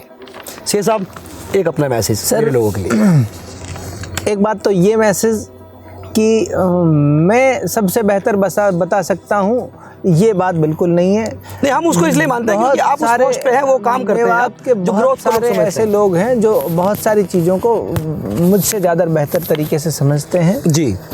और जहाँ तक मेरी बात है, मैं अगर कुछ मुझे मौका मिले कि 1-2 मिनट में अपने लोगों को कुछ कह पाऊँ, तो मैं सिर्फ इतना कहना चाहूँगा, मौजूदा परिप्रेक्ष्य में जितना मैंने समझा जाना अपने जीवन में जी, कि हमारे लोगों को अब ज़रूरत इस बात की है कि मेवात किसी एक आदमी से बनी हुई चीज़ नहीं है। हम सब एक इंडिविजुअल जो है उसका एक हिस्सेदार है, उसका एक पार्टनर है जी। हम सब से मिलकर ये मेवात इलाका बनता है। तो केवल मेरे और साबिर के और आकिब के और इनके समझ लेने से या इनके बदल जाने से ही चीज़ें बदलेंगी नहीं। इस पूरे यूनिट का हर हिस्सा, पूरे मेवात का हर हिस्सा, हर इंडिविजुअल आदमी उसका एक हिस्सेदार है, पार्टनर है। हर हिस्सेदार अपने हिस्से के लिए बदल जाए, अपने हिस्से की चीज़ों को ठीक कर ले, तो हमारे हिस्से का मेवात बनना शुरू हो जाएगा। हमारे हिस्से का मेवात बनना शुरू हो जाएगा। और आज के दौर में, आज की परिस्थितियों में पॉलिटिकली मैं अगर कहना चाहूँ तो पॉलिटिकली रूप से आप बेहतर लोगों को चुनकर लेके आइए और उनको जवाबदेह बनाइए, उनसे सवाल पूछिए। एक बात तो ये, क्योंकि हमारे इलाके में सबसे ज़्यादा लोग नेता को फॉलो करते हैं जी। इसलिए मैं राजनीति को बीच में लेके आया कि अगर आप अच्छी लीडरशिप चुनोगे तो बहुत सारे लोग जो नेता को देखकर बहुत सारी चीज़ें ठीक करने लग जाते हैं, तो उन लोगों पर बड़े स्केल में इम्पैक्ट करेगा। और एक नेता जब उनका एक नज़ीर बन के लोगों के सामने रहेगा, क्योंकि बदलाव का भी परसेप्शन यही है। बदलाव क्या है, ऊपर से नीचे की तरफ आता है जी। जब बड़े लोग कोई काम करने लग जाते हैं ना, तो वो गलत काम भी लोगों को ऐसे लगने लग जाता है कि इसको करना कोई ट्रेंड है जी। जब हमारी अपर लेयर ठीक होने लग जाएगी, जब हमारी लीडरशिप ठीक होने लग जाएगी, तो हमारे नीचे के जो लोग हैं उन पर उसका इम्पैक्ट दिखने लग जाएगा जी। तो ऐसे लोगों को चुन के लेके आइए हर जगह, जो ज़्यादा अकाउंटेबल हों, जो ज़्यादा बेहतर तरीके से चीज़ों को समझ रहे हों, जिनके पास विज़न हो जी। सिर्फ इसलिए नहीं कि ये फला उसका है, गोद का है, ये फला धर्म राजा का बेटा राजा बनेगा। नहीं, प्लीज़ इसको मत करो। इन चीज़ों को समझना पड़ेगा। हम आज समझ लेंगे तो हमारी आज बदलाव की शुरुआत हो जाएगी। हो सकता है इस बदलाव में कोई पुराने वाले से भी कमज़ोर चुन के आ जाए, ये मुमकिन है। अगर आज बदलाव होता है जी, तो कितने वक्त में ये बात मैच कर पाएगा बाकी कंट्री को? 20 साल चाहिए, मात्र 20 साल। 20 साल में 100% पूरी दुनिया के कदम से कदम मिला। आपको लगता है मेवात के अंदर उतना पोटेंशियल है? कई गुना ज़्यादा। मैं भी इस बात से पूरी दुनिया में, क्योंकि हमारा आदमी क्रिएटिव थॉट का आदमी है। वो सीधी चीज़ को भी उल्टी करके देखेगा कि इसको उल्टी करने से क्या होगा। और जो इस तरह के ब्रेन के लोग होते हैं वो दुनिया में अलग करते हैं, नई चीज़ें बनाने में का काम करते हैं। तो हमारे लोगों में ये पोटेंशियल है।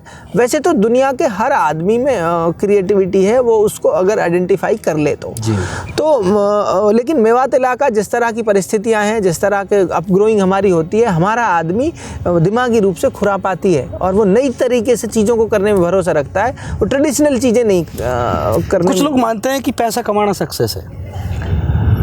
आपके लिए सक्सेस के मायने क्या है? यार मेरे लिए सक्सेस पैसा कमाना तो एटलीस्ट नहीं है जी। पार्ट ऑफ मेरे लिए सक्सेस के माने ये है कि आपने इस दुनिया को लोगों के रहने के लिए अगर आसान बनाया है किसी न किसी रूप से, तो आप कामयाब आदमी हो जी। इंसानों के रहने के लिए इस जगह को अगर आपने आसान बनाया है तो आप कामयाब आदमी हो। अगर आपने उसमें कंट्रीब्यूट कर पाए हो इसको आसान बनाने में, आपने लोगों की जीवन को, लोगों की ज़िंदगियों को अगर आसान बनाया है, तो मेरे ख्याल से फिर आप एक कामयाब आदमी हो। और अगर आपने मुश्किल बनाया है लोगों के रहने के लिए इस दुनिया को, तो फिर आप नाकामयाब आदमी जी। एक मैं आपसे एक बात और कहवाना चाहूँगा, ये मैं कहलवाना चाहूँगा आपसे जी। जो मेवात का जो यूथ है, उल्टी सीधी वीडियोस, नंगी पुंगी वीडियोस डाल के सोशल मीडिया पे खुद समझ रहा है खुद को, उसको उनको प्लीज़ एक बार कहिए कि ऐसा ना करें। प्लीज़ ऐसा मत करो। या मैं अपनी बदनामी है, प्लीज़ ऐसा मत करो। और एटलीस्ट सोशल मीडिया पर तो कुछ भी डालने से पहले ज़रूर उसको सोचो, उसको देखो। मेरे पास बहुत से, मेरी फीड पे कई बार ऐसे लोग आ जाते हैं जो उल्टी सीधी वीडियो डाल देते हैं। मैं तुरंत से, मतलब अब ऐसे तो पता नहीं रहता, मैं तुरंत से जाके उस आदमी को अनफॉलो कर देता हूँ। तो ये एटलीस्ट ये मैं अपने पार्ट पे कर पा रहा हूँ ज़्यादा से ज़्यादा। लेकिन ऐसे साथियों से जो कई बार बचकाने में, कई बार पता नहीं है उनका कि किस तरह से दूसरे लोगों को इम्पैक्ट करती है। कई बार हम किसी की उल्टी सीधी वीडियो पोस्ट कर देते हैं, वो उसके परिवार तक, उसके लोगों तक जब जाती है तो उसको बहुत डीप इम्पैक्ट उसके पड़ते हैं। तो इसलिए आपसे मेरी रिक्वेस्ट है कि इस तरह की कोई वीडियोस सोशल मीडिया पे जब कंटेंट डालें तो 10 बार उसको सोच के डालें। आखिर में मेरा आपसे एक सवाल है, ये मेरे को पहले पूछ लेना चाहिए था, मेरे माइंड में भी आया ये सवाल। एक वीक पहले मैंने एक सरपंच के साथ डिस्कस किया था। हम मेवात में देखते हैं कि जो गांव है मेवात के, उनमें खेल के मैदान नहीं है। फिर मैं नोटिस करता हूँ खेल का मैदान क्यों नहीं है, इसके बावजूद कि हर गांव में पंचायत की एक एवरेज 25-30 किला ज़मीन तो है ही, उसके बावजूद खेल के मैदान नहीं है और ना उसकी तरफ कोई बात करता है। बच्चे नशे की तरफ जा रहे हैं, ऑब्वियसली वो खाली रहेंगे तो कुछ ना कुछ कर्मकांड तो करेंगे, तो वो उधर जा रहे हैं। इसकी तरफ कोई इसके बारे में कोई बात नहीं करता। इसके बारे में आप क्या सोचते हैं? पंचायत ज़मीन होने के बावजूद खेल के मैदान नहीं है, जबकि पंचायत की उस ज़मीन से जो रेवेन्यू जनरेट हो रहा है वो पैसा किसी ना किसी शकल में सीधे सरपंच को जा रहा है। खेल के मैदान क्यों नहीं है ये मुझे बताना है। वो उसके बावजूद वो क्यों नहीं छोड़ते उसको? देखो मेरी बात सुनो, जिस बात पर चर्चा होती है समाज में उस तरफ समाज का जहन बनने लग जाता है जी। दुर्भाग्य से हमारे समाज में ना मैंने तो किसी चुनाव कैंपेन तक में ये चीज़ ना नहीं तो कैंपेन में इसलिए नहीं करेगा ना, कैंपेन उस चीज़ का करा जाता है जो चीज़ लोगों को इम्पैक्ट करती हो जी। फिर मैंने कहा कि जिस चीज़ की समाज में चर्चा नहीं होती वो चीज़ अपने आप ही समाज में निचले पायदान पर चली जाती है। दुर्भाग्य से हमारे समाज में ना तो शिक्षा की कहीं चर्चा है ना खेल की कहीं चर्चा है जी। तो जब शिक्षा और खेल की चर्चा नहीं है तो ये हमारे इलेक्शन का मुद्दा भी नहीं है। तो जब हमारे लोगों में ये सेंस डेवलप होने लग जाएगा कि यार ये कितनी इंपॉर्टेंट चीज़ें हैं हमारे बच्चों के लिए, खेल के मैदान अगर नहीं होंगे तो हमारे बच्चों के पास एंटरटेनमेंट के साधन नहीं होंगे, खेलेंगे कूदेंगे, फिजिकल डेवलपमेंट उनका नहीं हो पाएगा। मैं एक छोटा उदाहरण आपको इसका बता दूं। मैं अब से पहले बौलखेड़ा गांव में गया एक कुश्ती दंगल में, मुझे इतनी खुशी हुई वहां जाके। तो मैं वहां अनाउंस करके आया कि मैं कभी जीत के आया तो मैं इस गाँव में ग्राउंड बनवाऊँगा, खेल का स्टेडियम बनवाऊँगा जिसमें आसानी से दंगल हो सकता हो। तो एक हमारे नेता जो चुनाव लड़ रहे थे कांग्रेस के सिंबल पे, वो एक मीटिंग में लोगों से कहते हैं अरे वो तो झूठ बोलता फिरता है, स्टेडियम कैसे बनवा देगा। ये समझ है लोगों की जी। नहीं कितना आसान है एक विधायक के लिए एक गांव में कुश्ती का स्टेडियम बनवाना, कितनी सी बात है, बेसिक बात है। वही सोच का जो फर्क वो है। हर गांव में बन सकता है। मैंने मेरे लोगों से फिर कहा, मैं उस गांव में फिर दोबारा गया तो मैंने कहा ये काम सिर्फ ऐसा नहीं है कि एक अकेले बौलखेड़ा में हो सकता है, ये हर गांव में बन सकते हैं। ये हर गांव में होना चाहिए, ये होने चाहिए हर गांव में, ये बन सकते हैं। हरियाणा जो पूरी दुनिया में जाना जाता है अपने स्पोर्ट्स के लिए, उसी हरियाणा का एक पार्ट मेवात है। खेल है ही नहीं।